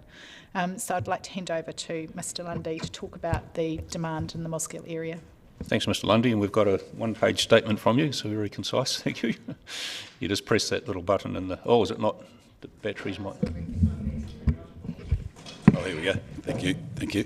Yeah, so just you've obviously received a bullet point summary of my experience over the last few years, both personally and through the companies that I have worked for, Southern Wide Real Estate, which is now Property Brokers. So we've been directly involved, and I've been personally involved in the Heathfield subdivisions, Gladstone Heights, Gladstone View, and also our company was involved in Balmoral and Outram.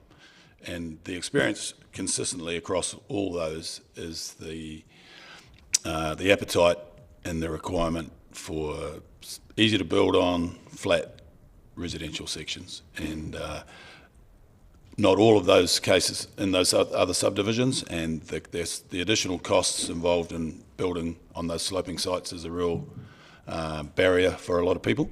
And so I was asked to just make comment regarding this particular site, which from a real estate salesperson's point of view, we would see as being very desirable, an immediate market for those. And every sale that we've done over the last 2 or 3 years, or even probably longer now, have been well oversubscribed. So if we have 30 sections available, often would have 60 to 80 people competing for those.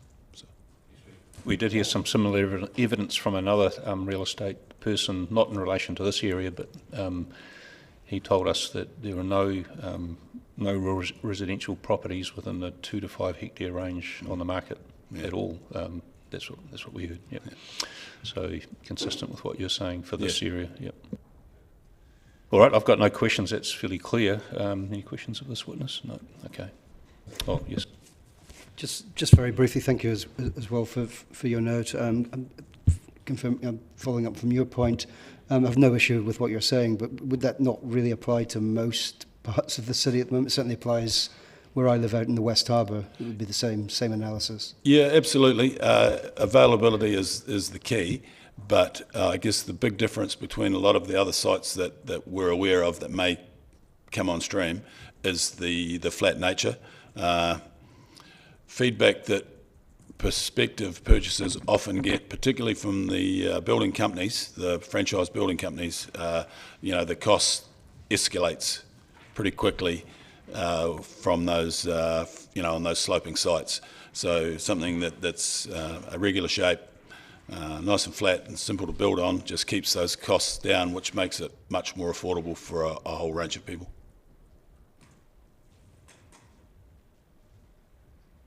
Thank you. Yes, just to correct what I said, I talked about rural residential. These ones are large lot residential, but they're, I think, tipping over the 1 hectare mark, isn't it? Yeah. So, Okay, all right.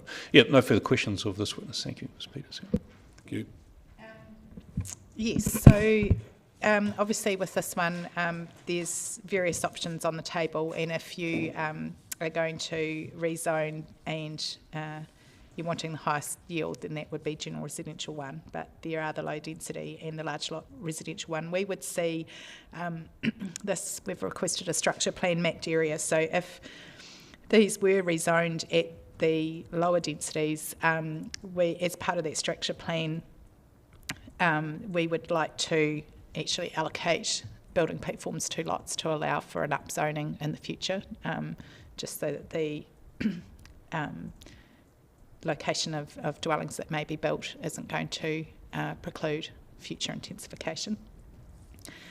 Probably the last, or one of the last things that we would like to talk about is in terms of the Three Waters servicing. And all of the plans show indicative areas for stormwater management, and the plans were prepared by Scott Coxon. And Scott has had extensive involvement in the Highlands Park subdivision and the particular methodologies for stormwater that were used there that would likely be used in this one. So I'll just get Scott to talk about that. Yes, thank you. Good morning, everyone. So just in terms of the stormwater management on the site, we've sort of designated a couple of areas that could be potentially used as open swale or open pond style of detention. There's plenty of opportunity to be able to increase the scope of that just by losing a little bit more residential land to increase the area of the stormwater management. There's certainly lots of different ways to deal with the stormwater management in terms of, making it useful for other activities as such. So it can be more than just a stormwater management area. It can actually be serviced as a bit of recreational sort of area, because 90% of the time, or probably more than that, it's going to be have no water in it at all. In terms of the overland flow paths, if there's any on the site as it is now, they would be sort of integrated into the design of the roading structure. Any potential lots would be clear of any overland flow, and potentially they would be incorporated into the stormwater management areas as well. So overall, with this management of the stormwater, you would expect there to be no downstream effects coming from the development whatsoever. So, yeah. Any questions? I'm just asking, are those blue lines on the overland flow lines now? Or what are the blue lines?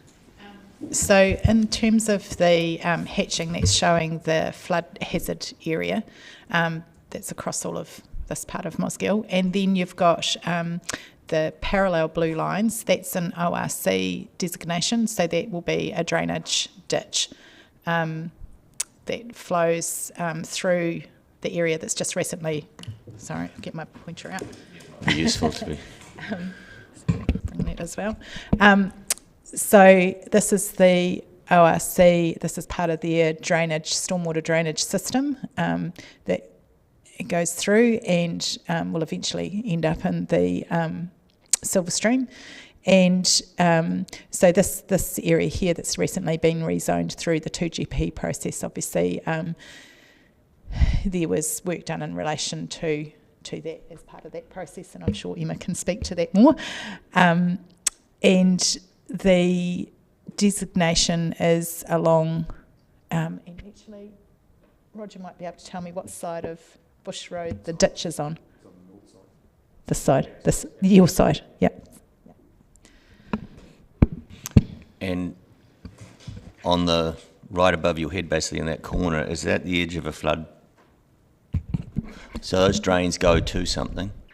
Up here? Yep, what's that? Yeah, and then this here is a change in the zoning, the flood hazard zoning. So actually if we click on that, we'll be able to find out. Yeah, I think that's 1A. Is it 1A or 1? 1. Yep. So that's flood hazard area 1, and this one back here I think is flood hazard area 2. We'll find out. 3. So that's the lowest risk. That's the one that... That's the one that the property area is in. Yeah, and the reason that it's the lowest risk is because we've got this up here as well. And it's close to... I think that same zoning goes across Mosgiel as well. Yeah, because there's a big pumping station going in at Reed Ave to deal with overland flows that came down Carlisle Street only 2 years ago.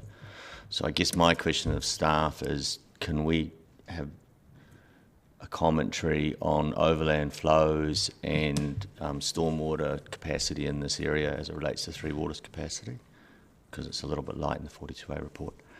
And then my other question relates to this as well, which is, I wasn't around at the time, but I do remember hearing that when Walls originally got permission there was an issue of potable water availability and ability to service. And I guess my question of Three Waters is what's the ability to service that area with both foul water and fresh water? And the other thing to note too in terms of overland flow paths, and if the site is rezoned, there will be a requirement, and it can be belt and braces. So you could have through the structure plan a performance standard that requires provision of a stormwater management plan. If that's not included there, in any case at the time of subdivision, that stormwater management plan has to be provided as part of the subdivision process. So that needs to take account of overland flow paths. It would necessarily need to account for the ORC drain, and you can't put anything into any of the ORC drains without seeking bylaw approval from ORC. So it would have to be dealt with on site, and there would need to be, for anything that's flowing off site, if it's not going into an existing watercourse that's not an ORC drain, then ORC approval through that bylaw process would be required. Thank you. And then my other question of staff is, again, could Transport comment on effects on Riccarton Road and the general burden on State Highway 1 as development from the south continues? Thanks. Right, I think we're almost there. Just one final question from me, possibly one of the key issues. In your evidence, Ms Peters, you've talked about it'd be sensible to apply a residential transition overlay. You mentioned this earlier in your presentation. You've mentioned that a number of the properties have potential plans to rezone their land through private plan change between this site and the township, and that your reasons for seeking a residential transition overlay was to, it would be transitioned at such time as there was a connection. In other words, if all of those properties were rezoned, or sufficient of them were rezoned to provide what's seen as a connection, then the RTZ would be uplifted from this site. 2 questions on that. First of all, is that the intention of RTZ is it not more to do with infrastructure type considerations? And well, that was the first question, maybe deal with that one first. Okay. Yes, so I think this comes back to that weighting of the policies, the policy criteria within 2621. So if the panel finds that this site is indeed best to go into rezoning, but it finds that it wants the connectivity of I think it's approximately 300 metres, stretches that particular provision too far, if that's what you find, then I have suggested that a residential transitional overlay could be sensible in that approach. The residential transitional overlays, I don't see why they seem to be, the majority of the circumstances are to do with infrastructure, normally Three Waters. Yesterday's hearing was about transport ones, but I think it could be used in this way as well, that if it was one of the criteria that just wasn't quite there yet, but you could see that could happen in the future, then that would, and it would also send a strong indication that this is an area into which Mosgil's going to grow, which then either council can do a further plan change, or once we get to the stage where private plan changes can be accepted, there can be one that comes from landowners. So that's a key question for staff to, in their response, please, as to whether RTZ can be applied in situations where we're waiting for land to provide a connection from rezoning, whether that was the intention or whether it can be used in that way. And the second question for you was how in practical terms would it help Mr. and Mrs. Southby with having an RTZ? How would that help them in their plans in the near future, like in the next 2 or 3 years or whatever? So I suppose that it's going to mean it's a clear indication that the land will be rezoned, and then it's just the timing of that trigger of the release. And that's going to be dependent on, I think that they would probably, at that point, there'd be a bit of incentive for them to get together with their neighbours who they've already worked with in terms of what was ultimately deemed to be out of scope, with those neighbours that were seeking a residential rezone. And then it's just in terms of timing of whether the plan's operative and for that period, whether council, they can do a certain amount of the work, and then whether council adopts a further plan change to rezone that area.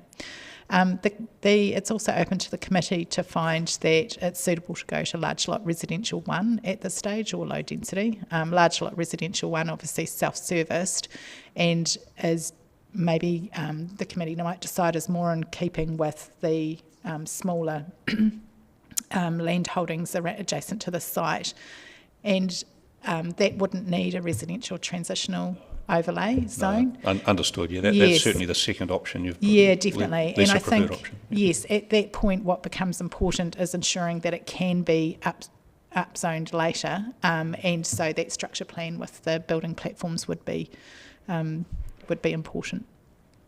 I understand that there's a number of structure plans. Are they just options? Are they just? Yes, yeah. So they're at the different densities. Right. Okay. Yeah. Yep.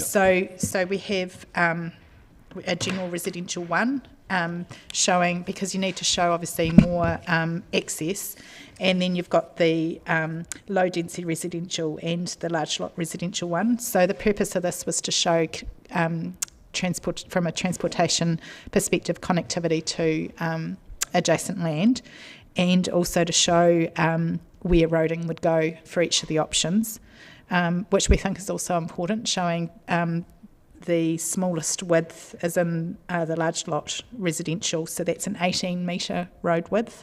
The other two are at a 20 metre road width.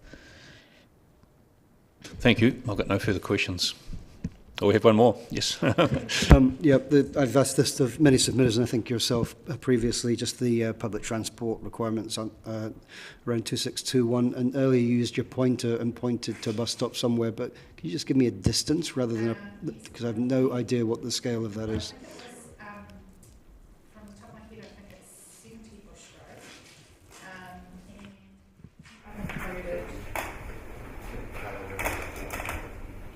Yeah, I think I've got in the. Sorry, Definitely give me a guesstimate, isn't it? Oh, thank you very much. Thank you. Thanks for being my admin person. Yeah, that's great. Appendix 3 of my evidence, I've done an analysis of the criteria, and public transport. The site is located at its closest point, approximately 800 metres from the bus stop, located outside 70 Bush Road on bus route 81, which is the Mosgiel West Circuit. 800, thank you. Thank you very much, Ms. Peters, for you and your team and the time and effort you've put into coming to this hearing with your evidence. So thank you very much. No further questions. Right, we'll move on to the. I think we're running a little bit behind schedule, but I believe you're here for the next one as well. Is that right? Next two, I think. Next I've got two. So we were going to have a break, but I think we had a small break while the Zoom thing was sorted out, and we can carry on when you're ready. So okay, we'll just get our papers organised and take a very short adjournment. Yeah. Yeah. Okay. Thank you.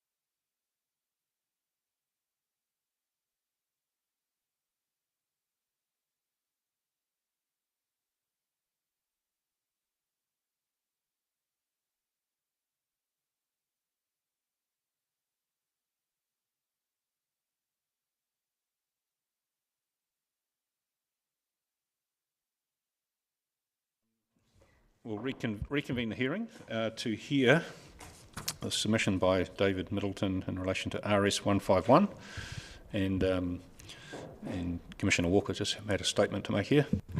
Yeah, just to let you know, and Emma, that I'm extremely good friends with Dave Middleton, so I will sit back from this. Okay, so we'll just note that for the record. Thank you.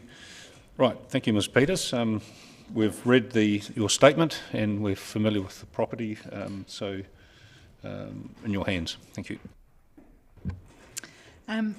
Okay, so I am Emma Peters and the consultant planner appearing for David Middleton, and also we have Hugh Forsyth, who is on his way. That was my error. I had forgotten to tell him to come back earlier than the 1:30.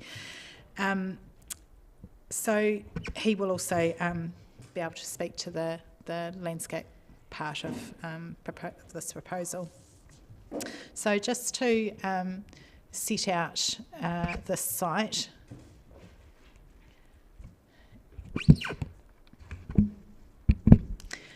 So we have it up here obviously in the blue, and part of the site is already zoned rural residential 1, so we're only talking about the part that is rural hill slopes. As part of the PCT mediated outcome to 2GP, the SNL line has moved down further over this property down to its current location. So the whole of the site is within the significant natural landscape. There's a small area of high-class soils up in here, and the proposal, which was in the submission and is appendiced to my evidence at Appendix 1. So the area that is being put forward for large lot residential 2 is this area in here. This is the current access coming up, and it would come out over here. There's an area of existing mature pines in this part here that would be removed, and this would go into indigenous vegetation. There's existing indigenous vegetation that is in this area, which is also a steeper part of the site, and this is a gully kind of area down here. And Mr. Forsyth may be able to talk to that more, but there is, from memory, there's Hall's Totara specimens in there. That's the area that we've suggested would go forward for an area of significant biodiversity value. And we haven't had an ecological assessment of that done, but having been involved in other sites around Dunedin, I think this one would meet the criteria for that from an ecology point of view. The area between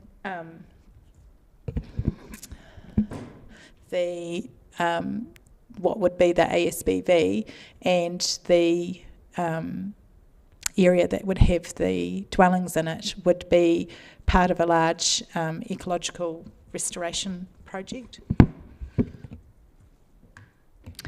So that would involve the removal of current woody weed species and planting in that area.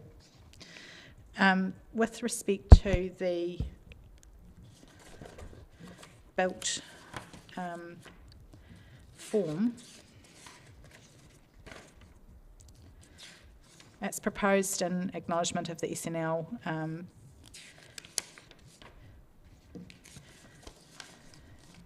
thing that there would be, and they set out a paragraph 8, so there would be performance standards that would attach to the structure plan that would require, so the ecological management plan for both the ASBV and also the area that's to be replanted. There would be identified building platforms for each lot within that structure plan, and that would control the built form that can happen within each of those building platforms. And so that those controls are set out there in A to I. And also a stormwater management plan would be required at the time of residential development as well. So large lot residential 2, we think that given the topography of this area and the need for access down through the middle, if you like, of where the dwellings would be built, that you'd end up with an average lot size slightly larger than the 3.5. It might be sort of that 4 to 5, just to do the, with the topography, there's a couple of little gullies. Large lot residential 2, they would be self-serviced again in terms of potable water and on-site wastewater management. So that would be minimum of secondary treatment systems to dispersal field.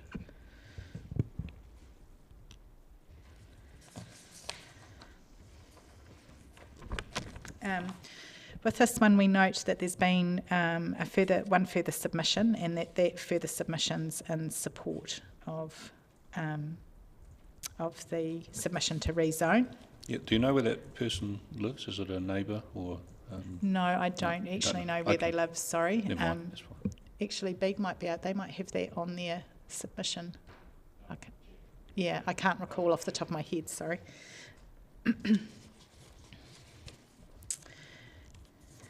In terms of the, I suppose, the context of the site in relation to areas that are around it, if we zoom out on that map, this is, yep, excellent. So we've got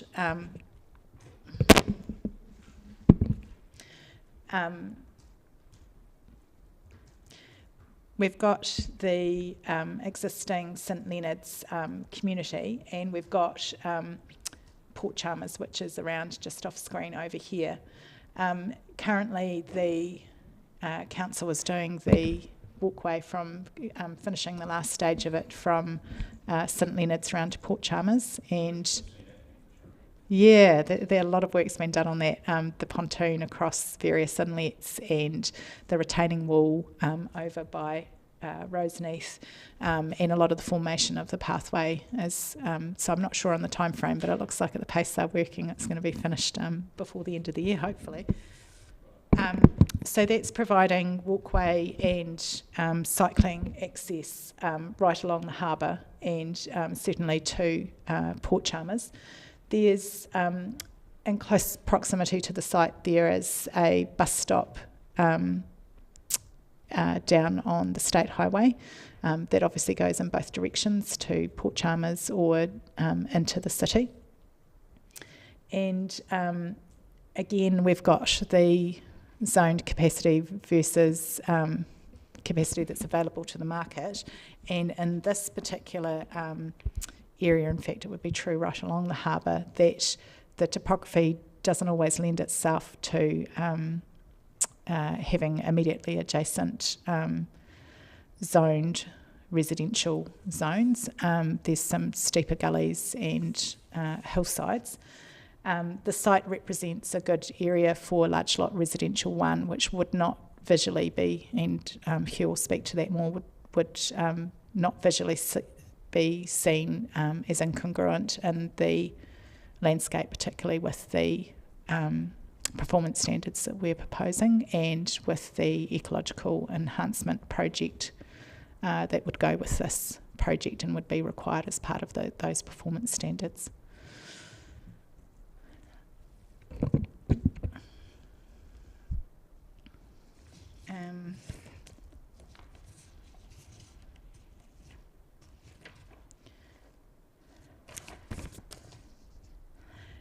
So in terms of policy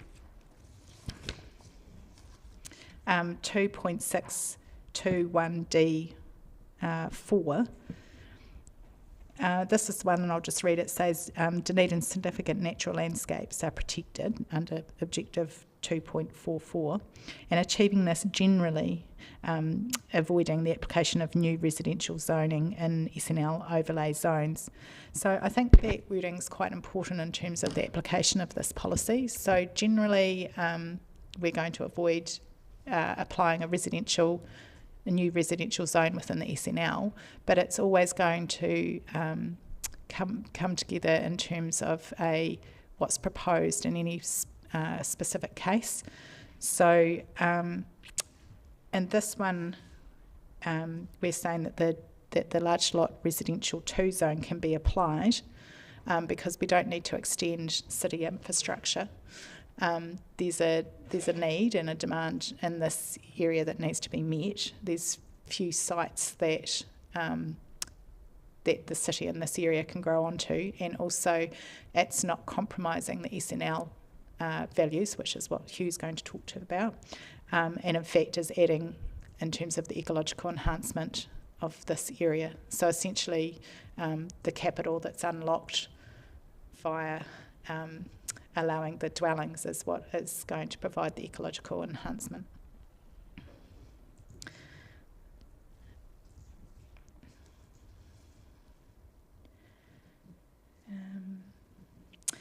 So in terms of the closeness to the centres, I think that the walkway / cycleway that's going in along the harbour edge is a key connection point for the site to Port Chalmers in particular, but also to the city. And that provides for a nice walk and cycling kind of area to Port Chalmers, where there are services in terms of a library and a supermarket and those cafes, that kind of thing. How far is it to Port Chalmers from the site? Yes, I think I have included that in my 3.6, approximately from the closest point of the site. Yeah, there's also a public swimming pool and doctor's clinic there as well in Port Chalmers. So in the evidence there, I've given that in relation to that closeness to centres, which is policy 2621C, you'll see that the analysis there in table 1 shows that it meets a number of those characteristics, and you don't have to meet all of them in order to have met that criteria. Okay, just in relation, thanks for preparing that table. Public transport services, it's located between 300 metres and 900 metres from the nearest bus stop. Yeah. There's also a slope aspect to it, isn't there, too, because it's quite steep land. So does that sort of... Yes, so there is the initial... so there would be that's just to the closest point, and there is the access up onto the top, but there is the ability at the time of subdivision, or indeed to include in the structure plan, for pedestrian access that doesn't follow the vehicle access, and so you could... It's fairly direct, isn't it? Yeah, so you could provide an easy gradient walk. I mean, it's going to zigzag backwards and forwards a fair amount, but there would be the ability to be able to do that.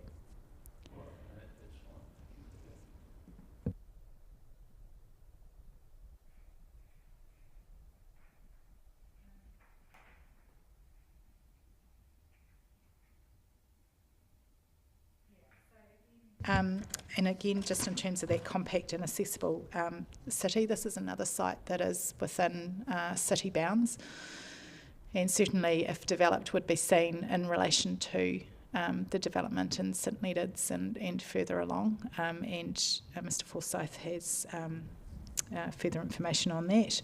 And so I think that criteria could also be met. That's probably all that I want to say.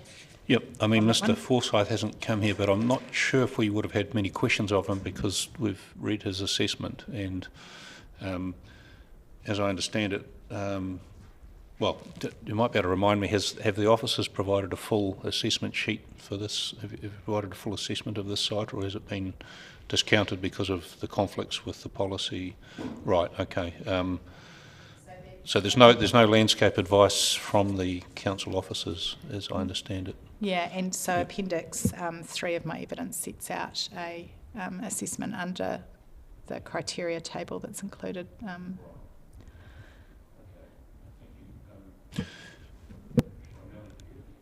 Questions on the landscape aspects that we would put to Mr. Forsyth, or are you happy to take the evidence as read? I'm pretty happy to take the evidence as read. I do have a question or two in general. Yep. Sure. Ms. Peters. Questions now? Yep. Thanks. It's really just, and I know it's not an area that's subject to requests for zoning change, but the back of that property almost gets all the way to Upper Junction. So you must be a fair way up a pretty steep hill at that point, even at the lower stretches. So the initial access up, if we could zoom back in on the site, thank you. It's on the structure plan that we've got Yeah. in the 42. So the initial access up through here, this bit in particular that comes from down from, this is St Leonard's Drive here. This is particularly steep, and then it's sort of, there is a flatter area through here, and then it gets steeper again up to the house, but all of this is of good gradient. Yeah, this is all suitable in terms of residential development at that large lot, residential to density. It was more a comment, a question on the likelihood of someone walking up and down that hill or biking up and down that hill. You could walk up and down it, Well, as it obviously currently you is, could. but I think that the access as it currently is would change if this was rezoned. It would necessarily need to be improved. And also, as I was discussing before, there is the potential to be able to put zigzagged to provide an easier gradient if in terms of the improved road, if that's not Excellent. of a gradient that's suitable. Where is the boundary of the Mount Cargill Significant Natural Landscape overlay? Yeah, so that's this That's green that line there. here. Yep. Yeah, and that it used to run prior to the 2GP appeals. It ran sort of up around here, and it got moved down as part of the settlement of the PCT appeal, the Preservation Coalition Trust. Is that right? Yes. Who could forget? Cool. Thank you very much. Yeah. Thank you. Yes, I've been up in this area as part of the 2GP hearings, and I remember the land being quite steep and the roads being sort of not following the contours too well, but take your point that some of the land is of more moderate slope. Yeah. I guess what this one could come down to is the interpretation of the policy framework, and you've drawn attention to some key words in your view. Generally avoid, which is an interesting combination of words, because avoid is a fairly clear meaning, generally sort of softens that a bit, and I think the point you're making here, if we understand it, is that there will be cases where you can have development in the SNL, and you're making the claim that this is one of those sites based on Mr. Forsyth's evidence, and also the benefits of the potential ASBV and ecological restoration. And so I guess what we're interested to have from the officers in response is whether those considerations make this one of those sites that could be an exception contemplated in the SNL. That's one aspect, and then there's the connectivity argument, and it seems irrefutable that there is some separation from nearest settlements and public transport links. And I think the way I interpret the 42A report, it's considered both of those aspects as being critical when they're combined together to potentially make the site unsuitable. But that's the evidence in front of us. We'll wait for the response to see whether there's any change in that advice. And I guess an opportunity for you to make any final comments, if you wish. Okay. So, I think it would be. I really would like the opportunity for Mr. Forsyth to put forward his his stuff as well, so hopefully he's not too many minutes away. In terms of the generally avoid, I think that you've got that right in terms of what I've put forward, and that in order for the rezone to apply, you have to show that the effect of the residential rezoning is not detrimental in terms of the SNL overlay zone. And so what we're putting forward is that the ASBV and the ecological enhancement project, which includes the pines plus the area of land between the ASBV and the area to be rezoned, means that it's the ecological enhancement means that there's no detrimental effect, combined with what would need to be the performance standards for the built form, so the control on the built form. And then in terms of connectivity, yes, it's acknowledged that it's not immediately adjacent to St Leonard's or Port Chalmers or Sawyers Bay or any of those areas, but what we're saying is that in this particular locale it's very hard to extend. For example, St Leonard's has probably extended itself immediately as much as it can due to topography and existing vegetation. Just getting access into any other areas would be difficult. And this site does have the area that's put forward for the residential activity is of a gradient that is suitable, particularly for large lot residential too, and it's suitable in terms of wastewater management and stormwater. And then also that we are, yes, there would be a walk, and some of that walk will be either uphill or downhill from the site down to the public transport. The public transport is reasonably close, and we have got that walkway and cycleway that will be finished in very short order by council. Well summarised. Thank you. Yeah, thanks for coming back, Mr. Forsyth. I'm not sure we have any particular questions for you, but you're welcome to summarise any aspects that you wish. Yeah. Yes, we have a question. Can I ask you a question? Is there a separate landscape report? I don't seem to have one. No, there's not. So, okay. Mr. Which is why I want him to speak at this one. Mr. Forsyth had a personal health issue that meant that his capacity to prepare evidence prior to the deadline was limited, and so unfortunately this is just one that he has assessed the site in the past for 2GP, and he's here to provide sort of verbal. Yeah, so I suppose what we're interested in is if Mr. Forsyth contributed to the evidence in terms of structure plan, where things are located. Yes. So we haven't got any written evidence, but yes. So did you have some involvement in that? His in terms of discussions that we've had in the past, he helped. That's what informed my sketch plan. That's in the. That's Appendix 1, and also in terms of the mitigation measures that are in my evidence at paragraph, was that 8 that I said before? Yes, it was, paragraph 8. So. Again, we've got no particular questions because we haven't got any contrary landscape advice, so yeah. I'm not sure how you wish to present this. So I think it would just be him providing some landscape context to it, and also just talking about in the area that's proposed for large lot residential too, just how the controls on built form and the ecological enhancement of this property, how that contributes to the no detrimental effect on the SNL, so that it fits within that generally. It will allow some general comment on that. Okay.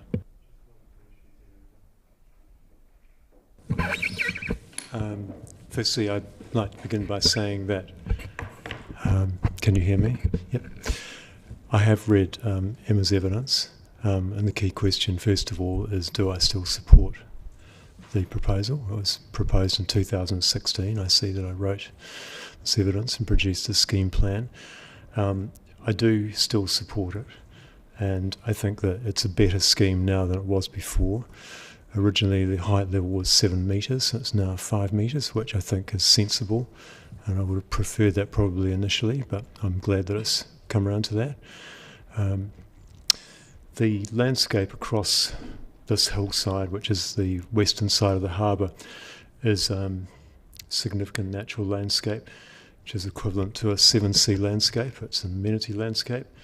It includes a range of settlement, you know, a couple of kilometres down below to the southwest. There's other development that's higher, there's development above it, there's development along, but this particular piece of farmland is elevated. It's visible from McAndrew Bay, but at quite a distance, and there's not really a high level of kind of detail that would set this land area apart from within that general framework of settlement, farming, pine blocks, etc., etc. It is visible from the small settlement to the north, whose name for a moment escapes me. Looks like Mont Saint Michel. Roseneath. Roseneath, yeah, Roseneath. But only for a few houses. And so the real issue for me was, does this constitute a significant landscape change? Well, it does in that site area, but not in the wider landscape. And I think that it's a good site for development housing. It falls to the northeast. The grades aren't excessive. And there's a substantial amount of, I guess, give back in terms of the land above the site, which is really a key factor for me, and that it reinforces the values of the SNL. It was sprayed gorse when I was there, so that's 5 years ago. So I assume that it's probably regenerated to some extent. And so with the decrease in height, the design controls on the buildings, I don't think they'll have a significant impact in terms of making it appear like a new urban community. The pine block is being removed, and there's some native planting to be proposed in there, and that will link with the planting that's coming up the gully. So it's not, for me, it's not a very controversial site. It is in the SNL, but that SNL line is set by a contour. It's not a fine grain assessment of each site, and so I think that the mitigation, my support of it is based on the design conditions and the mitigation that's being provided. Is that a reasonable summary for That's you? very, very clear and concise. Thank you for that. Yeah. I'll just see if my fellow commissioner has any questions on that. No, that was useful, so thank you very much for that. Thank you very much. I've got no further questions. Thank you. Thank you. Right, well, and that's the end of your presentation, Ms. Peters? Yes, I think so. Yep. On that Oh, one. very good. No, we're happy we've got everything we need. So we'll adjourn the hearing now until 1 p.m. Thank you.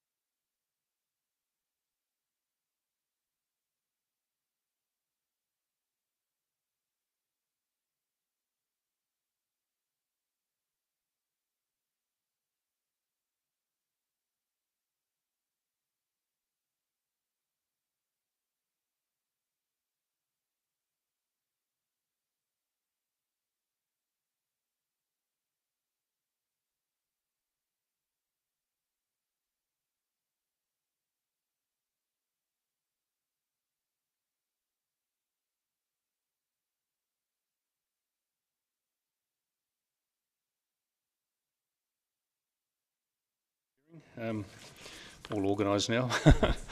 Thank you very much. Right, we're here to hear submissions on RS 195, DDS Properties Limited as the submitter. In your hands, Ms Peters. Thank you. So just one point, sorry, when I rang round everybody about the change in time, I forgot to ring Mr Mark Walrond. He can't make it in now, but he will be appearing for another matter tomorrow, so if you have any geotech questions, you could perhaps ask him then on this matter, and he would be prepared to do it that way. Is that for the first one tomorrow, is it, for the Meats of New Zealand submission? Is that the neighbouring site? Or No, he is Cole Bennett's tomorrow as well. There's geotech in relation to Cole Bennett's one, which is, can't remember the RS number. Threatlaw Place. Yeah, sorry, can't remember. Oh, Bede, you're a legend. So you'll be here to manage that, introduce him, and okay, Yes. all right, fine, Yes. thank you. Okay, so my name is Emma Peters and I'm the planning consultant that is here on behalf of DDS Properties 2008 Limited. I have Mr Hugh Forsyth, registered landscape architect, who will be talking about landscape related matters. On this side I have Mr Paul Rogers, who is a director of DDS Properties 2008 Limited, and also Mr Paul Thompson, to make it easy, the Paul's to my right, who is a real estate agent and has put in information for this as well. Welcome all to the hearing, thank you. So firstly, just would like to do the normal and set out the site. B, do you mind putting up the aqua lines that show the property boundary lines, please? Excellent. So we've got this area here is the submission site. The actual title does involve this piece of land out here as well, but that is not involved in the submission. That's in a flooding zone and will be most probably adjoined to, ended up amalgamated with an adjoining title. We've got the railway line is along here. This is the Taieri River. We have State Highway 1 along here. This obviously is the township and settlement zone of Allington. There is currently various rural servicing businesses that are in this area and a cemetery that's up in this area here. Access to the site is proposed to be from Centre Road, and a structure plan included in my evidence at Appendix 2 has been prepared by Patterson Pitts, and that shows the orange dashed line going through from this accessway through to a point approximately here on State Highway 1. We have within the structure plan mapped area various densities of housing. So we have large lot residential as well as township and settlement.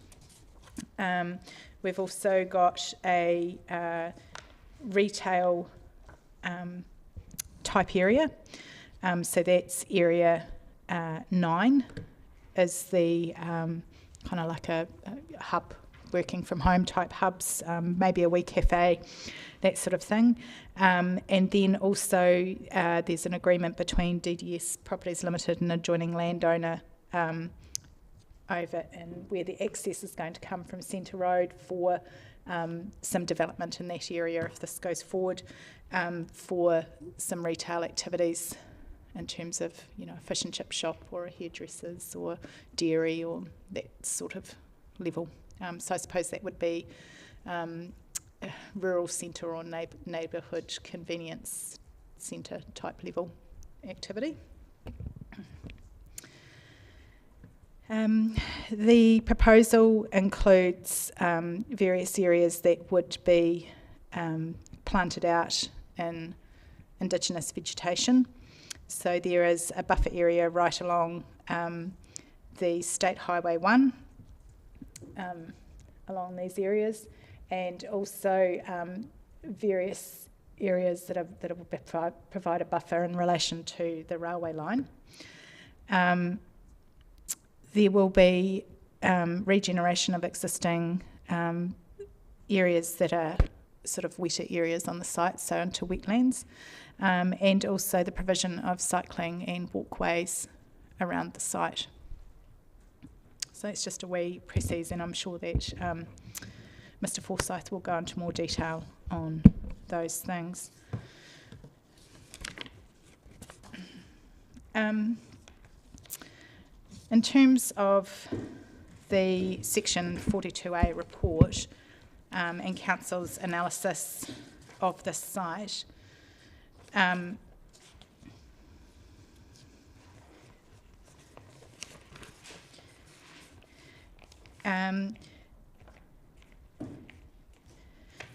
really isn't a lot of analysis by Council. I suppose in terms of relation to what we were talking about in a previous hearing, the Council's applied a knockout criteria, rightly or wrongly, and so therefore there is minimal assessment of the site. And in paragraph 14 it has the little snip from the Section 32 report. So it just says areas of the site are identified as being at high risk of flooding, hazard 1, and there is existing capacity in Ellington, and rezoning would not support the compact form and city policies. So with respect to the first of those, which is the flooding,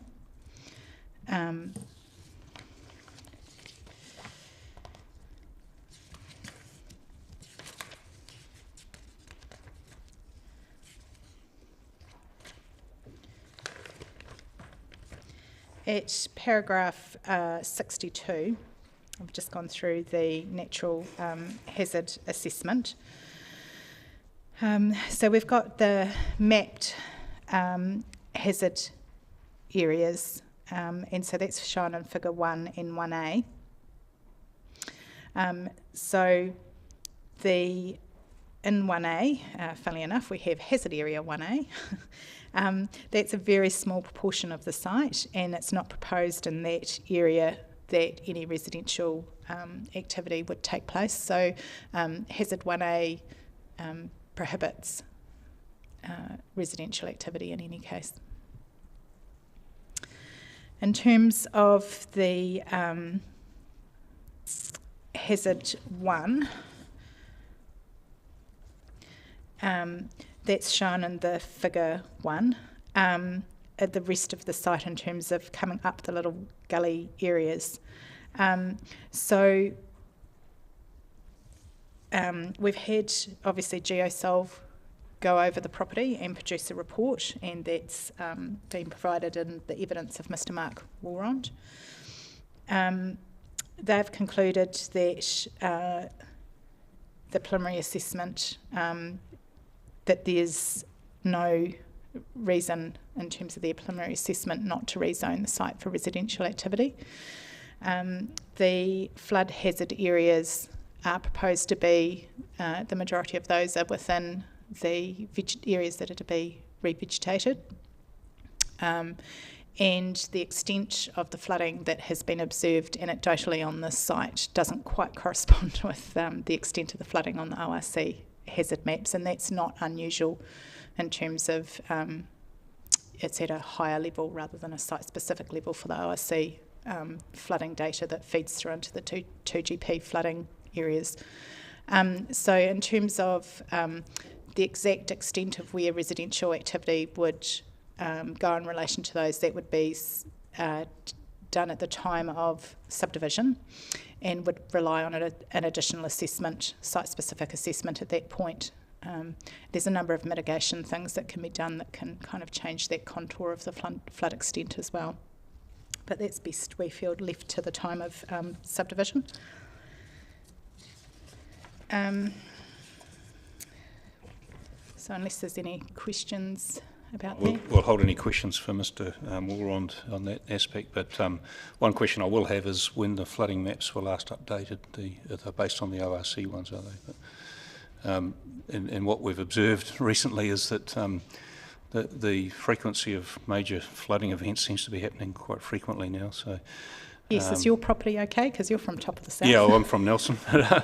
I managed to survive, our place has survived, but there's more rain expected. But I think the point is, yeah, when were they last updated, and is there a comfort level built into those maps, into the scenarios? Yeah, I'll ask him that. Yep.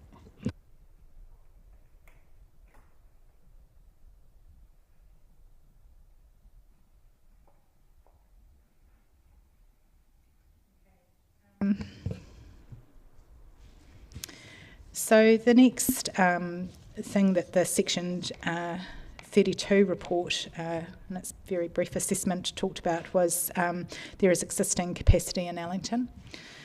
So this again comes back to the conversation that we've had on earlier matters. So we've got the theoretical zoned capacity and then the difference between that and market available capacity. And so in a minute I'll hand over to Paul Thompson, who will be able to talk about that demand. So Allington is not, it's serviced for wastewater, but some of its constraints in terms of future development come about because of its topography and lower lying areas within the current zone. And also, again, that 1940s rule does have some impact on this settlement as well, in terms of dwellings that would need to be assessed prior to demolition, if that was required to develop any particular one lot. So I just think I'll pause at that point and hand over to Mr. Thompson to talk about the demand both within Allington, and also the wider Tyree area, given that this is a rural settlement township that services the wider rural area. Thank you. Well, welcome to the hearing, and in your hands. Great. Yep. No. We certainly see big demand as an extension for Allington. Currently, obviously, there's a huge shortage throughout Dunedin, Mosgiel and Allington greater area, right down to Waihola. A lot of young people trying to get on the ladder. The sections that are coming available, and say the likes of Mosgiel, are at the top end, the premium prices, because clearly there's more demand than there is supply, and I certainly believe this will help fix that matter. And clearly the ongoing housing shortage. So as far as the contour of the property, it's certainly not high class soils. It's clay based. It dries out, and it really is a sitter for an extension of Allington. It's foundation wise, it makes it a lot easier for building. You haven't got steep sections around Dunedin, which the small amount that is coming on stream. Certainly you've got a lot of retaining wall and cost, which a lot of people can't afford, so it certainly gives that affordability, and servicing for the greater Waihola and Milton areas with the prison and with a lot of workers for Calder Stewart and co, right down, they're based either the Waihola through to the Mosgiel, right through to Dunedin and travelling, so it's certainly the demand is there. Just one question. Thanks, Mr. Rogers. In terms of this development that's proposed to go along with the rezoning, it's reasonably comprehensive, isn't it? It provides a commercial sort of hub, a small community sort of centre, and do you see that as an advantage in terms of marketability for people to live there? Hugely, particularly with the recreational aspect to it as well, and I've got friends in Allington currently, and the feedback we're getting is it's all positive, so that they're going to suddenly have some services potentially, with a dairy for the milk and the bread, and the fish and chips was available type thing. If that that would be another just be absolute magic for Allington Township. So it really, the feeling I'm getting is they're all on board for having extra facilities for the kids, and having that recreational type, mountain biking type proposal in the wetland type areas is in the site that's proposed. So, yeah, it's. And so that's one aspect to consider. Also, you've mentioned in your evidence there'd be some potential, the people living in here might potentially associate with areas further to the south, like Waihola and yes, Milton. Correct. Is that correct. right? Yep, yeah, because okay. you've got Finnegan Freezing Works, you've got kids going to high schools in Dunedin, for example, or university. So the family sort of wants to be close to Dunedin, yet the senior members might be working in South Otago, for example, but to keep the whole team happy, it's sort of is a nice good midway point, which is proving now the market demand, how Allenton has taken off, and Waihola in those areas have really taken off in this last 5 years. But they've come to a standstill with supply, basically. Yeah. Thanks for that. Do you have any questions, Commissioner Mayor? It's a direct follow-up to that commentary in question, and it relates to the staff's comment on the carbon impact, based on what I assume was data around current residents' commute, primarily being north, but your commentary, and I believe you also brought it up at some point as well, was that, Ms. Peters, that Clutha district is just to our south. And I guess, are you asking us to take into consideration as we look at this site the relationship of those destinations in that demographic area, even though they're not in our city, they are potentially contributing to the commute and the movement of people? Correct, and that's, if you recall earlier, I talked about the land that's been rezoned by Clutha District Council to be, it's been rezoned industrial. It's a 230 odd hectare block of land, and they're doing the inland port that will create jobs, and those people that are in those jobs may be drawn from current, Milton and Waihola communities. But my guess is that it's going to be, those jobs will be filled by people that will be travelling, and Dunedin City Council can actually, can capitalise on providing houses for those people. So Waihola has a current, it's not able to grow at the moment because they've got a major potable water issue. And Milton, it's issues with growing there come about because of the 2060 Milton flood strategy. And so there's difficulties because it's on the Tokomarero floodplain. There's difficulties in terms of increasing its density, and so I think Dunedin has an opportunity to provide housing that will actually help for that Milton area that's going to have a lot of industrial activity. The history of that industrial area, and directly opposite it where Calder Stewart and the prison and that sort of thing are currently located, is that was Clutha District Council capitalising on Dunedin City's inability to get more industrial land zoned and at a reasonable price. So that was variation 9A, if we want to go back to that time, which is the Dukes Road area. That took a long time to go through.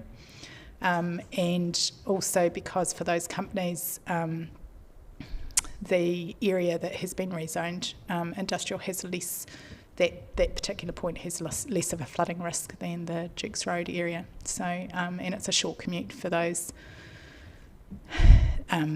industries in terms of to port, or, for goods to go to export. My understanding is that Port Otago is now basically one of our, in the South Island, one of the biggest export ports, and that's solely what it's being used for. So all of our export stuff from the lower South Island is moving out through Port Otago. Hence, Calder Stewart are going to be developing that inland hub.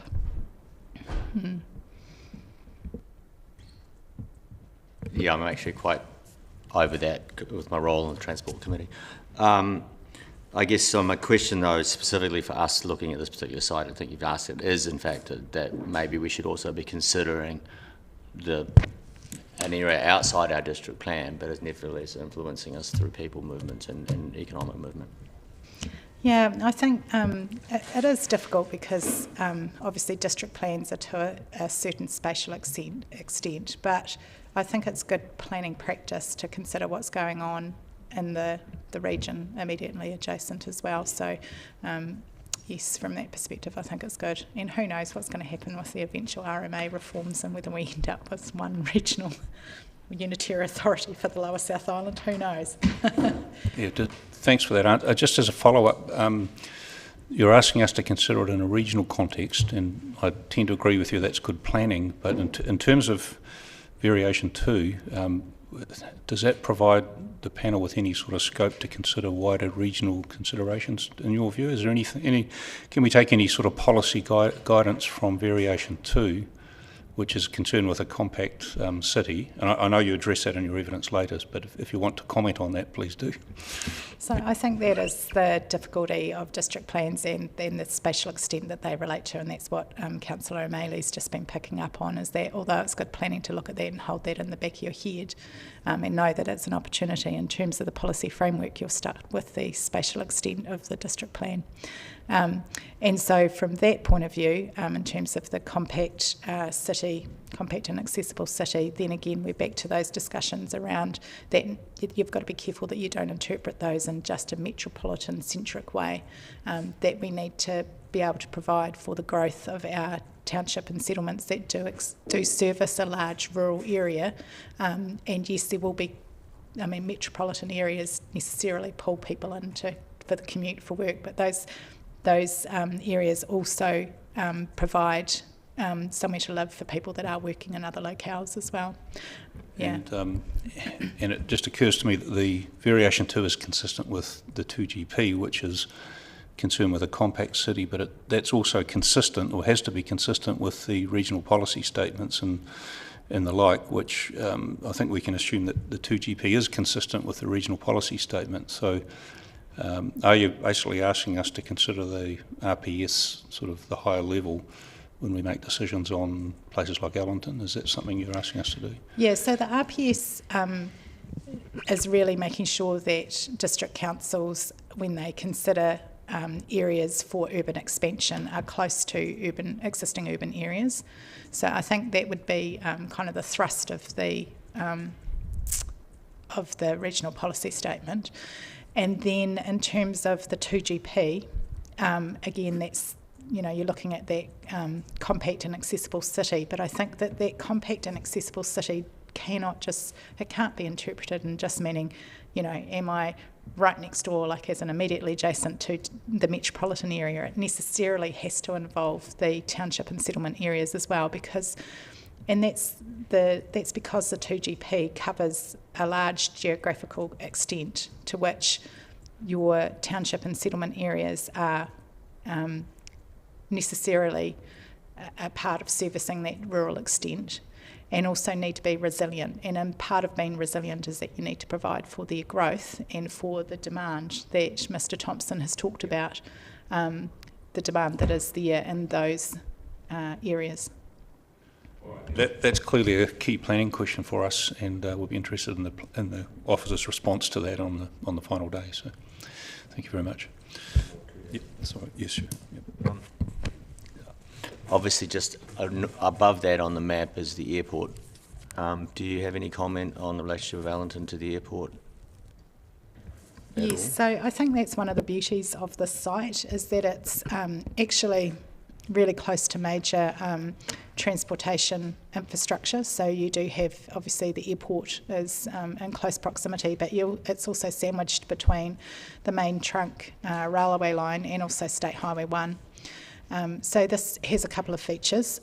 First of all, it makes this site in the future, there's the ability to provide at some later date a commuter service by railway line from perhaps even south of the city and through in for that commuter type traffic. And likewise, there's the ability from perhaps Outram through past this site and into the city for an electric/hybrid bus, and Mr Rogers has done a little bit of work in terms of investigating those, and we're all well aware of issues around public transport, but it's not to say that it's not feasible, particularly if there was a development this size to go ahead.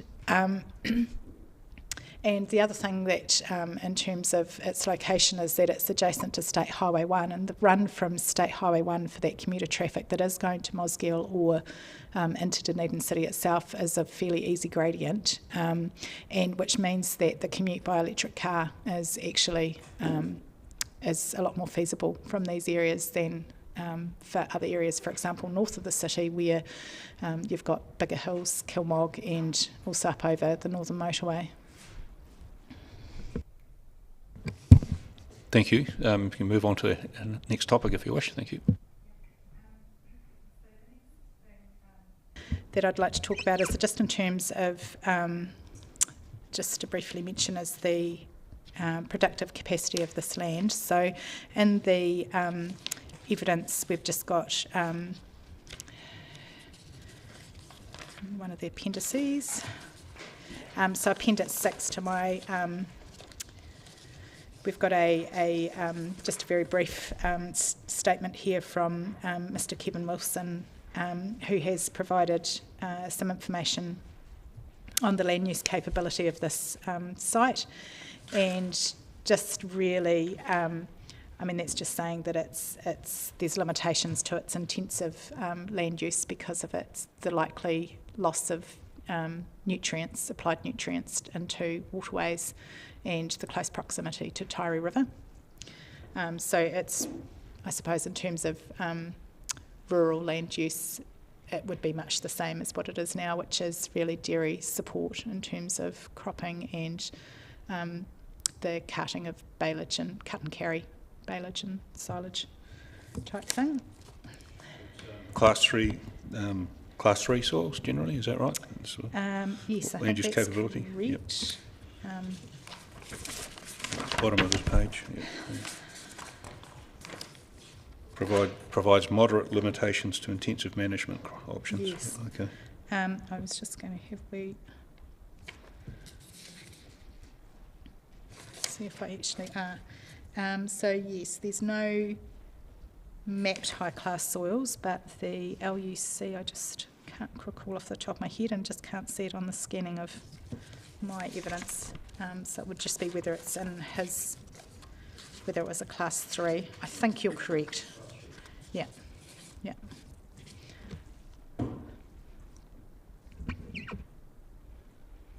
That there's directly adjacent across the road is class 6 non-arable land. Yep. Okay. Yeah. But I think we'll have any questions of that. It's pretty straightforward. Yep. Yes. Yeah. And then in terms of, I suppose, the detail of wastewater is another matter that needs to be taken into account. So that is at...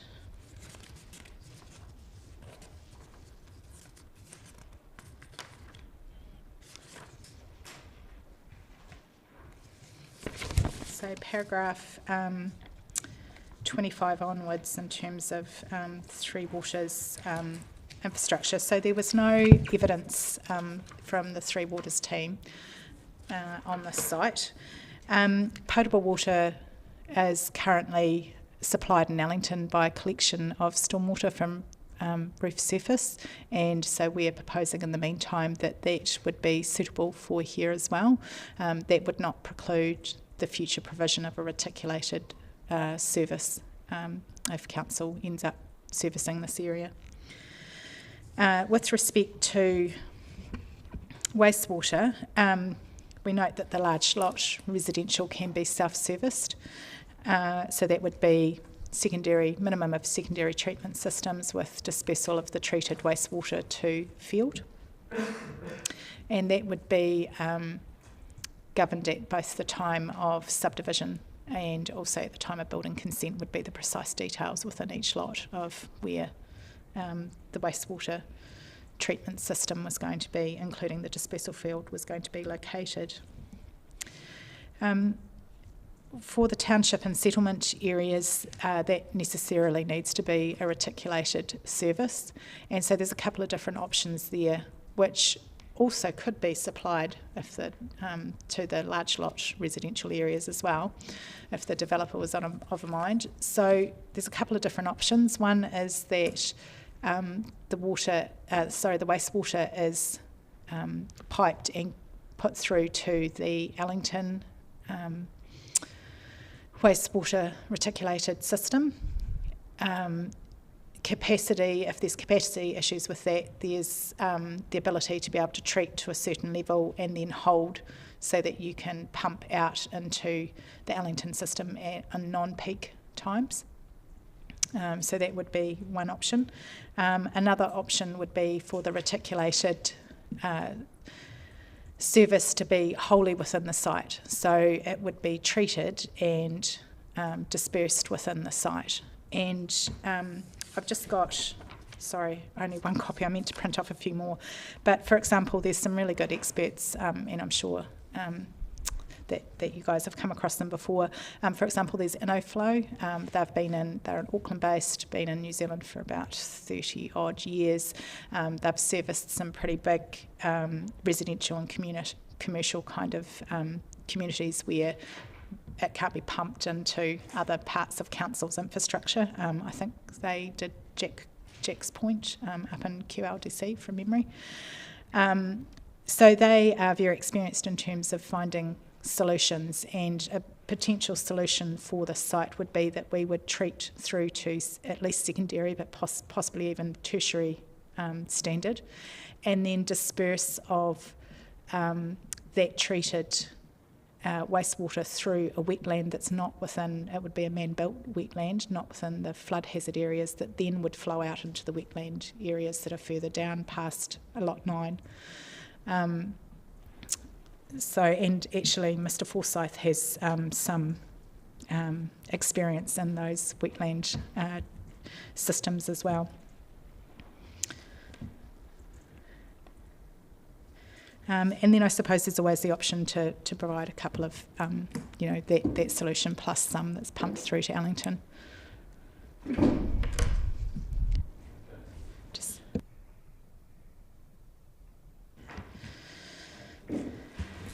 Question? No, thanks. Again, I'm pretty sure you covered it, but there is a targeted rate in Allington for the sewage, right?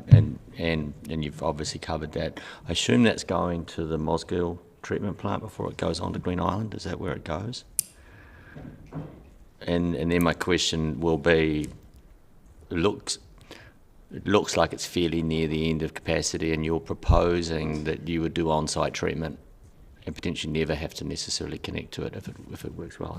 That's correct. So if there is no capacity or there's only limited capacity, so, we can fit, I don't know, pick a number, 10 houses into the Allington system, and then that's it. The proposal would be to deal with it completely within site using the likes of InnoFlow to come up with a solution. And so that would be, again, that up to at least secondary but possibly even tertiary level treatment, and then it'll be dispersed into a wetland, man-built, that's outside of the flood zones, and then that would drain into the wetlands that are going to be done as part of the regeneration project within those flood areas. Thanks. So I guess in the right in the staff reply, if we could just capture that as it relates to Three Waters capacity in the area and the proposal to treat on site. Thanks.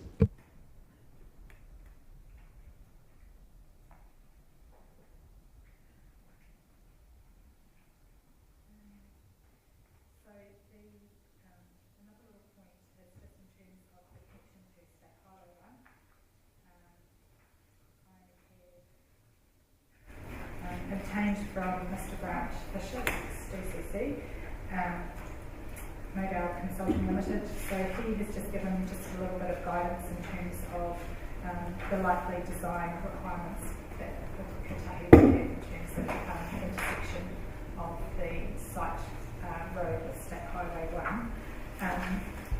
No consultation has been undertaken with what Kotahi at this stage, but they can put in a further submission on it. And it's right from the submission stage, we've always said that,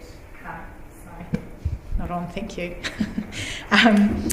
Yes, that we're obviously going to have an access that goes out onto State Highway 1.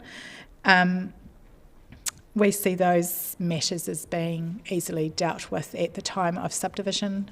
So in the subdivision design stage, there would be consultation with Waka Kotahi in terms of the precise location of that intersection, ensuring that it has appropriate site distances, and then the precise details of that intersection in terms of its formation, which Mr. Fisher has provided some of the detail in his memo. There's been no consultation with Waka Kotahi, but Mr. Fisher is confident that they would allow an access out onto the highway when there's alternative side road access available, is he?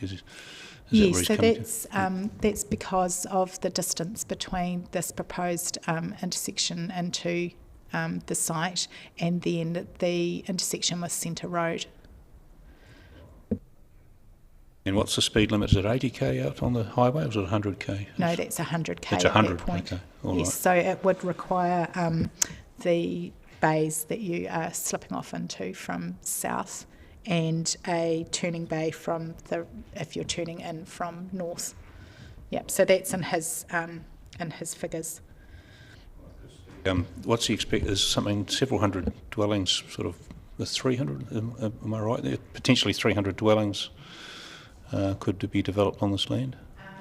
So just helpfully, Mr. Forsyth is indicating to his figures. So between 300 and then the maximum extent we think would be about 600. That's quite a generation for Waka Kotahi to agree to having coming out onto a 100k section of highway, I would have thought. But so, I suppose my question is, Mr. Fisher has designed something that he thinks will work in terms of the standards. He has looked at the applicable standards of Waka Kotahi and OS roads and that sort of thing, and has these are what he thinks that Waka Kotahi would be comfortable with. He's recently been involved in some rezonings of land down at Invercargill that involved Waka Kotahi and similar type things. So I'm assuming that he's relying on his experience with them. And you make the point that Waka Kotahi didn't submit on this particular proposal? Okay. No, they didn't, and the submission included the access road going through. So that in the submission, in Appendix 1, I think, is it, to my evidence, yes, Appendix 1, that's the landscape structure plan that went in with the submission, and that had, it shows the access way almost as it is now, and the structure plan through the site and out to State Highway 1. We'll probably leave that at that point. Thank you. Yep. Okay, thanks. To Mr. Hugh Forsyth, just to go through the landscape analysis of this site. Thank you. Thank you, Mr. Forsyth. Thank you, Mr. Chair. I think that Emma has covered off quite a lot about the site and the structure of it. There's a lot of detail in my evidence which I don't think is pertinent to repeat at this point. So I'm just going to pick up on the main points about the site and why I support this development.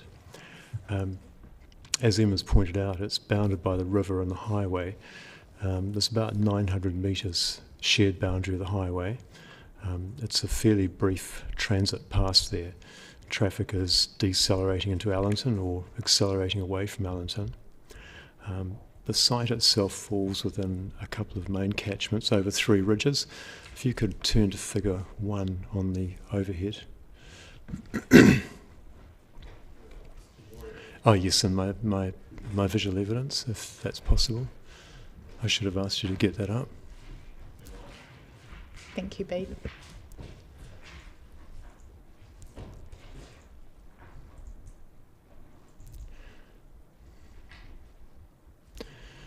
while that's being pulled up, the main point about this is that the highway runs across what were 3 ridges, and it fills them in and cuts through them.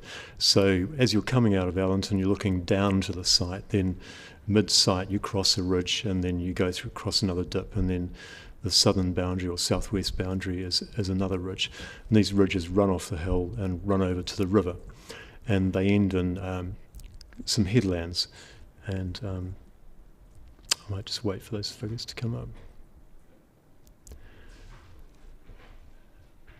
Great, you can see those. It's a bit indistinct, but there are 3 orange lines that run down from the hills and across the site. And if we could turn now to figure 4. So that's a view from the mid-bridge, and it's a bit hard to see in this light, but you can probably see it in more detail. And you can just see the headlands of those sites, as the headlands as they poke up above the river. And then figure 5 is closer in from the bridge, travelling extremely slowly. We're looking down into a river meadow which sits between the railway line and the tip of the eastern site. So there's quite a lot of the site that you don't see from the road, and that's actually the area of highest kind of quality. It's low-lying, subject to flooding, and that's been built into the design.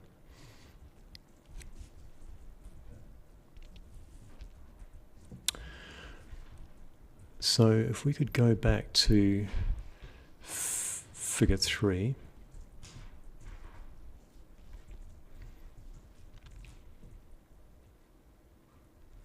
And this is, I'm just going to briefly close off on the cycling tracks, the walking tracks and the planting. The focus of the development is that it takes the site as it is. It's compromised by the river. It's not of high agricultural value, but that's a benefit in a way. It's a dynamic environment from a landscape or development point of view, and the environment of people living there. And the primary development areas are on the higher ground. The area adjacent to the highway and Allington, which is area 10, covers the bottom of a riparian gully there, which is 16. Now, not all of that area could be developed. It's just a general zoning of that housing type, which is lots 450 to 700 square metres, township and settlement. And then on the headland areas of the site, which is marked as area 14, they're the large lot residential, I think. I've got that correct. Yeah, large lot residential 1, they're 2,000 square metre sites. And they're wrapped around with native planting. And then that then follows down the southwest boundary and along the road. The road is a significant infrastructure element. It's definitely going to have an effect on the houses adjacent to it. But with time, as that planting grows up, the visual impact of it won't be as apparent, and also views into the site will decrease. But time might play to the advantage of the inhabitants, as there are fewer, if there are more vehicles that are electric, that will be less of a factor. But certainly you'll be able to see into the site in parts when the site dips away, and when it rises up then you won't, so you'll be having fewer views into the site. The other thing to address is the wetland areas, which is number 15, and if we can turn to figure 13. No, actually, sorry, I'm going to change my mind on that. If we can turn to figure 11. So the site falls into 2 catchments. There's a shelter belt that runs through the middle of it, and this is the least developed area, and it runs out to a wetland, and it's semi-wet. It has been available to cattle in the past, so I think that's no longer the case. There are some quite good native plant communities in there. If we turn to figure 13 now, I'm just about finished jumping around. Viewpoint 11 shows the sedge grass growing in there, and viewpoint 12 shows the gullies, the sort of riparian gullies, and the native plants keep popping up there. Mr. Rogers has fenced quite a few there, and then viewpoint 13 is a river meadow down below Tyre River Bridge and the railway line. So in Appendix 3 of my evidence, there's an extensive planting schedule that was developed by Chantal Whitby of Hudson Associates. I developed the site plan with her. She's got an expertise in wetland planting. She was co-stewardship of Sinclair Wetlands for a while, and there's also a streetscape planting theme in there. So the general approach of the development plan is to develop with the context of the site, develop with its physicality, the fact that it does flood, create that as an advantage, and then use those heavy planting areas for cycling and walking tracks. And if I turn for the last figure back to figure 3, and you will have seen these if you look through, but the blue dotted lines are the I've got this around the wrong way. The blue dotted line is the cycling track, and there's another one there which doesn't show up on my drawing for some reason. Maybe I've turned a layer off. It's a pedestrian track, but the pedestrian track is 5 kilometres and the cycling track is 7 kilometres. And then in conjunction with the on-site retail cafe, the live work, which is the ability to hire workshops, and bring a business into the site, there is a potential to grow a community from the bottom up. And the design guidelines around the housing is that it's a sustainable building guide, and the Green Council building guide, and also there are conditions on height. And the last point about that is that the ground floor area allocations are fairly modest. For the higher end areas, which would be the area 14, they're 300 square metres, and the max on the others is 250. So it's not going to be filled with, McCastles, if you like. It's not a premium. It's meant to be an integrated development that can continue over time, with stage 1 being the area to the east of the central shelter belt, so area 10 and 13 and 14, close to Ellington, and stage 2 being the main wetland area to the southwest. Are there any questions about those comments?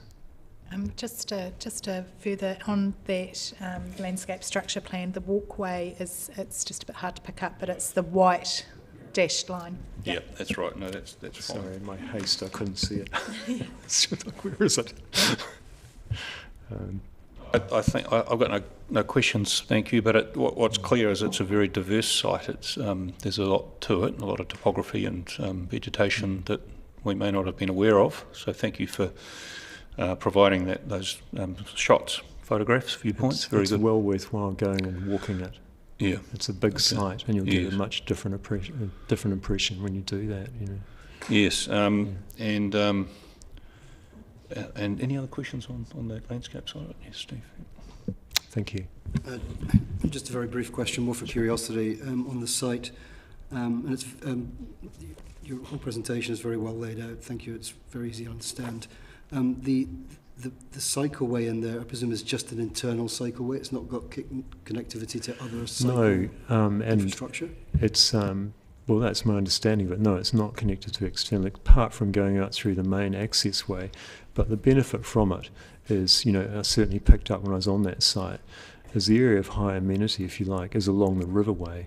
And my understanding is that this track system will be open to residents of Allington. It's not a gated estate. So it's effectively, it's a recreational opportunity for that whole community. That's my pitch, but that's a positive aspect about it. There's also going to be the ability to provide access down to Tyre River. There's an underpass underneath the railway line, and so provided the health and safety things around at times of flooding can be managed, there's the ability to be able to provide access down to Tyre River. We're veering into consenting now, but I'm wondering, would those be vested assets then? Yes, they The can be. cycleways So and that would walkways. be determined at the time of subdivision. But that would be our general understanding, is that they could be vested in council, those areas. I've got no further questions on that aspect, but I've got some related questions on centres in Allington itself, which I'll probably hold over for you, Ms. Peters. So, okay. I'm happy for you to Happy ask to take those it now. Okay. Yeah. Okay. Just in terms of the planning sort of framework, under your topic, land suitable for rezoning, paragraph 35 onwards. I think I know the answer to this, but I'll have it clarified. One of the criteria is close to centres, and I take it from the 42A report that Allington's not deemed to be a centre. Is that correct? That's correct. So currently there's Right. no centre within Allington, but this is providing, this proposal provides for a centre that would be probably either at the rural or the neighbourhood convenience centre level. So it won't be a principal centre, but yeah. I'm not sure if the 42A report has commented on that point you just made, so if it hasn't, we'd invite a response whether that is sufficient. The integrated nature of this development is sufficient to get past that hurdle, if you like, of being close to us. It provides its own centre, I think is what you're arguing there. Is that right? That's correct. Yeah. Okay. Thank you. I think this is the first proposal we've had that has got that integration linked to it rather than just housing. So I think that's right. So Yes, I think we'll that's be right interested as in the well. response on that.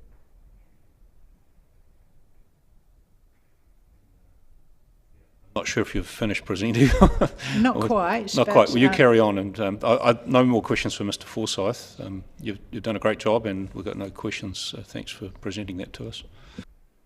Yes, so probably just a couple of other points to wrap up on. So the bulk of my evidence, and I don't propose to go through it right now, provides that assessment of all the policy criteria. So that's like the Section 32 or the Section 42A would have done. There may be points of differences with what Council's reporting planner comes up with. And so that obviously clearly sets out the arguments for it. But we've also got evidence from Mr. Paul Rogers here, and he's got he's been the driving force behind this in terms of the vision for it and the vision that he has. And I think it might be just useful. He did tell me that he hates public speaking, but I love chucking people under the bus.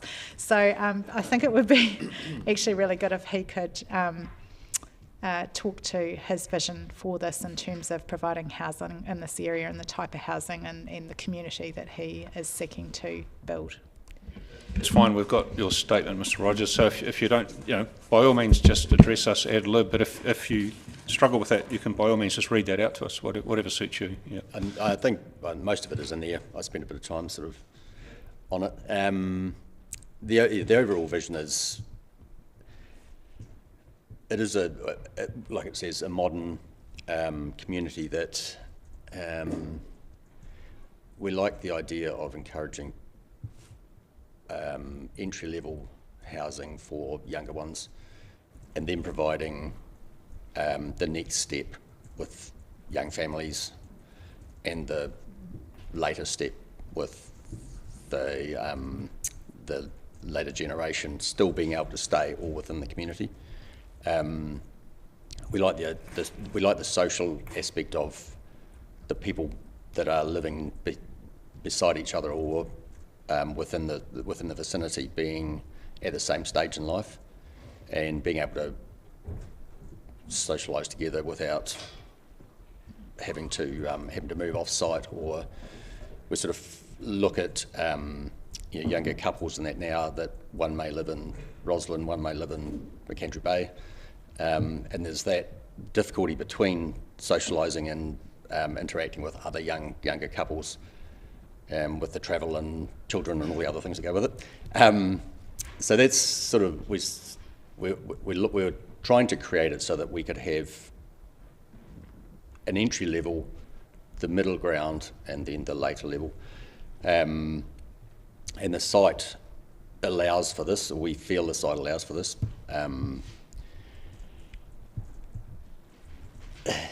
Outside of that, it's with Hugh alongside. He's had quite big input into so the green aspect of it with strategic street lighting and all of those types of things that we want to create a place that people.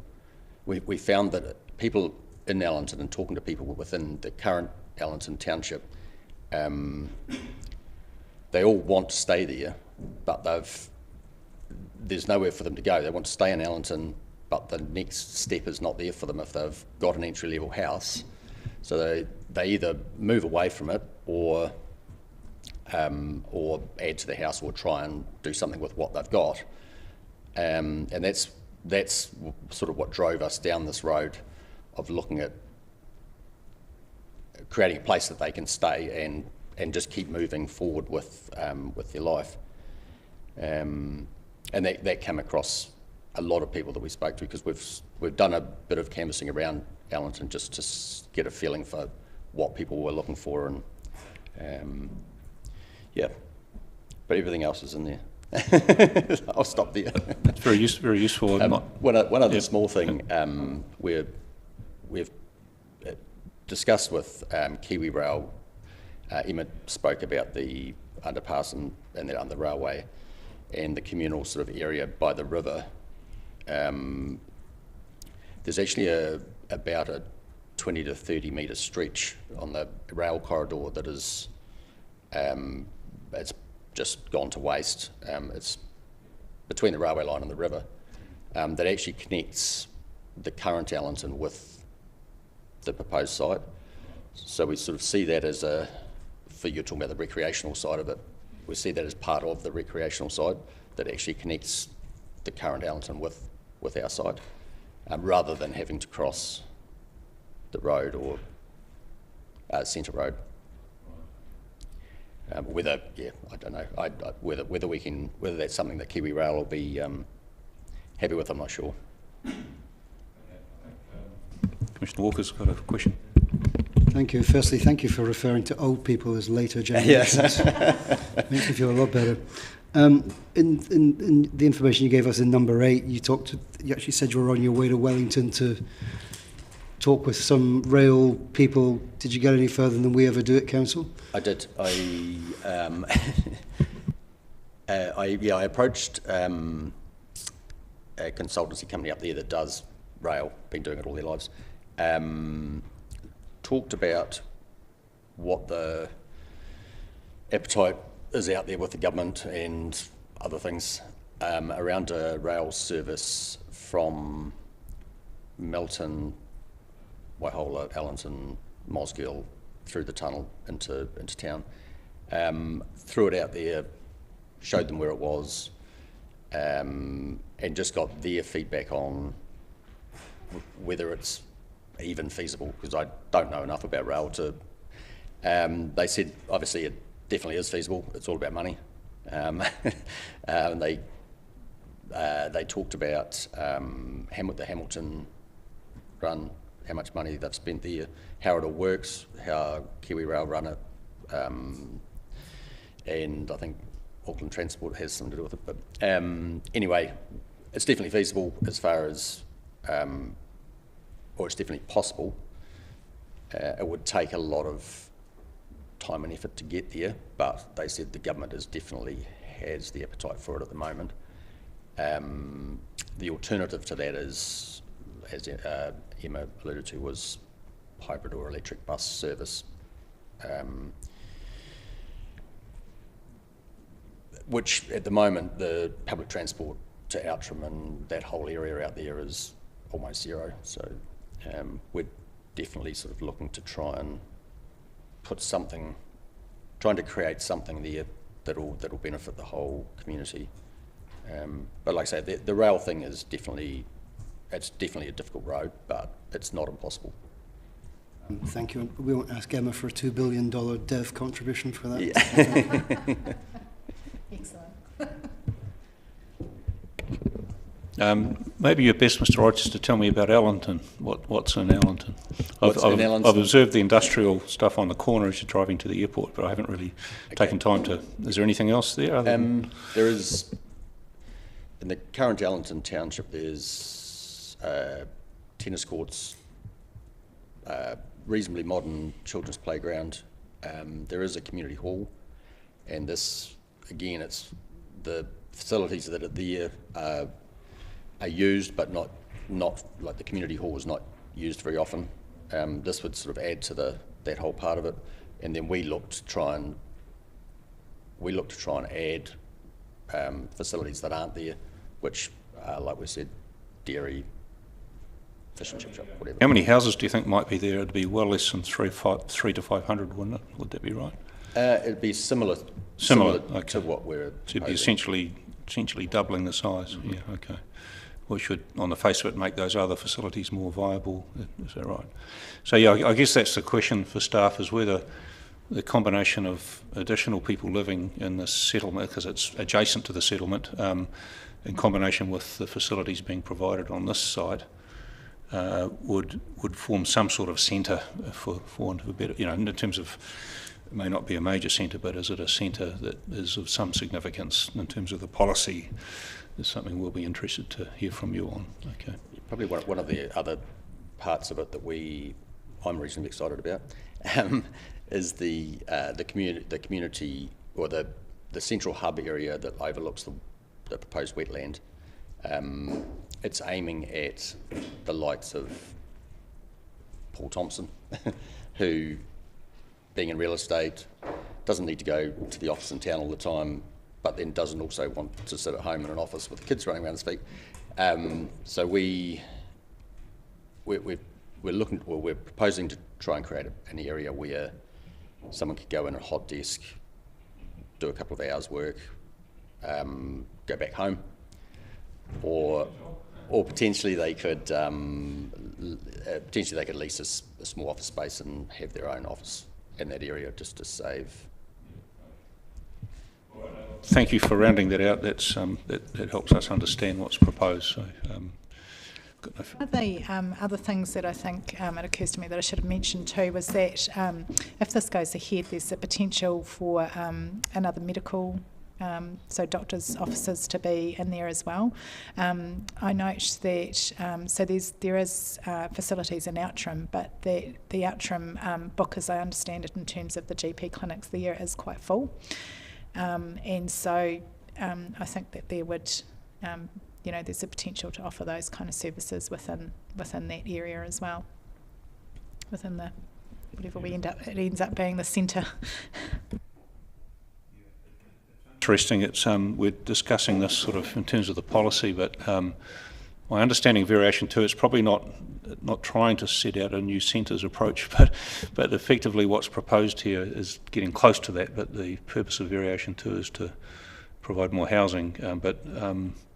Yes, and so that's where it can only come through that structure plan thing, because Variation 2 is about housing and not so much about the business land.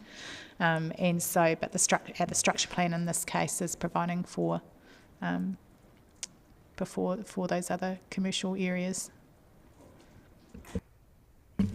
Which I think brings us to a sort of a question about 2.6.2.1 as it was applied to Allenton and as it applies to the structure plan that you're proposing for this. Is would you want us to be considering that while the primary objective of this variation is to increase more housing, if we can do it but still maintain the spirit of the district plan? Because effectively this could be, I think, the question that I think might be kind of where this decision lies on is how to interpret 2.6.2.1 as it relates to relationships to centres. And the catch-22 of this is that if this was to go ahead, it would double the size of Allenton and effectively turn something that is in the centre potentially into a centre.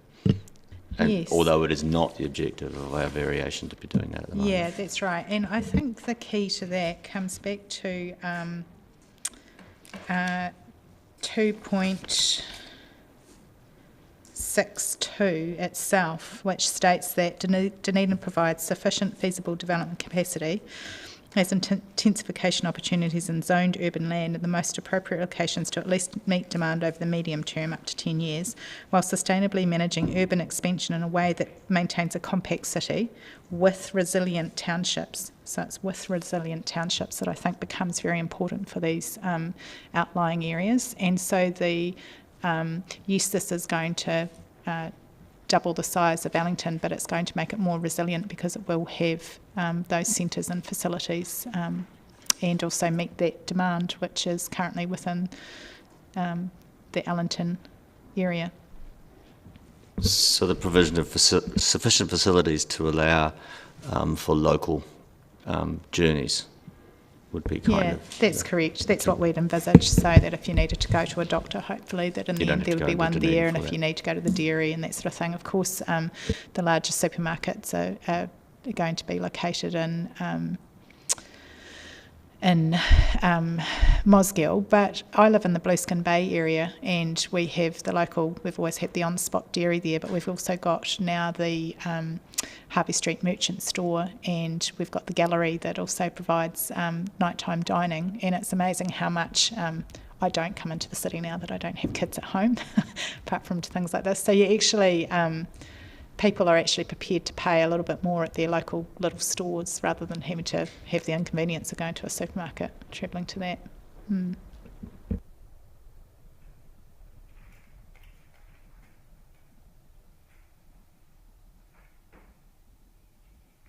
So I think that would really be it from our side.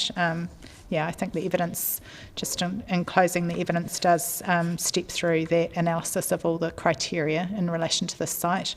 So unless there's any further questions on any of that analysis. No, I think, I'd just like to, commend your team for putting together a very good proposal, and regardless of how we might view it in terms of variation 2, I think we can safely say it's a good development, and you're to be commended for that. So we'll now have to consider how it fits into the policy structure, and we'll be listening for the advice of the officers when we weigh it all up. So thank you very much. Yep, no further questions. We'll adjourn the hearing until tomorrow.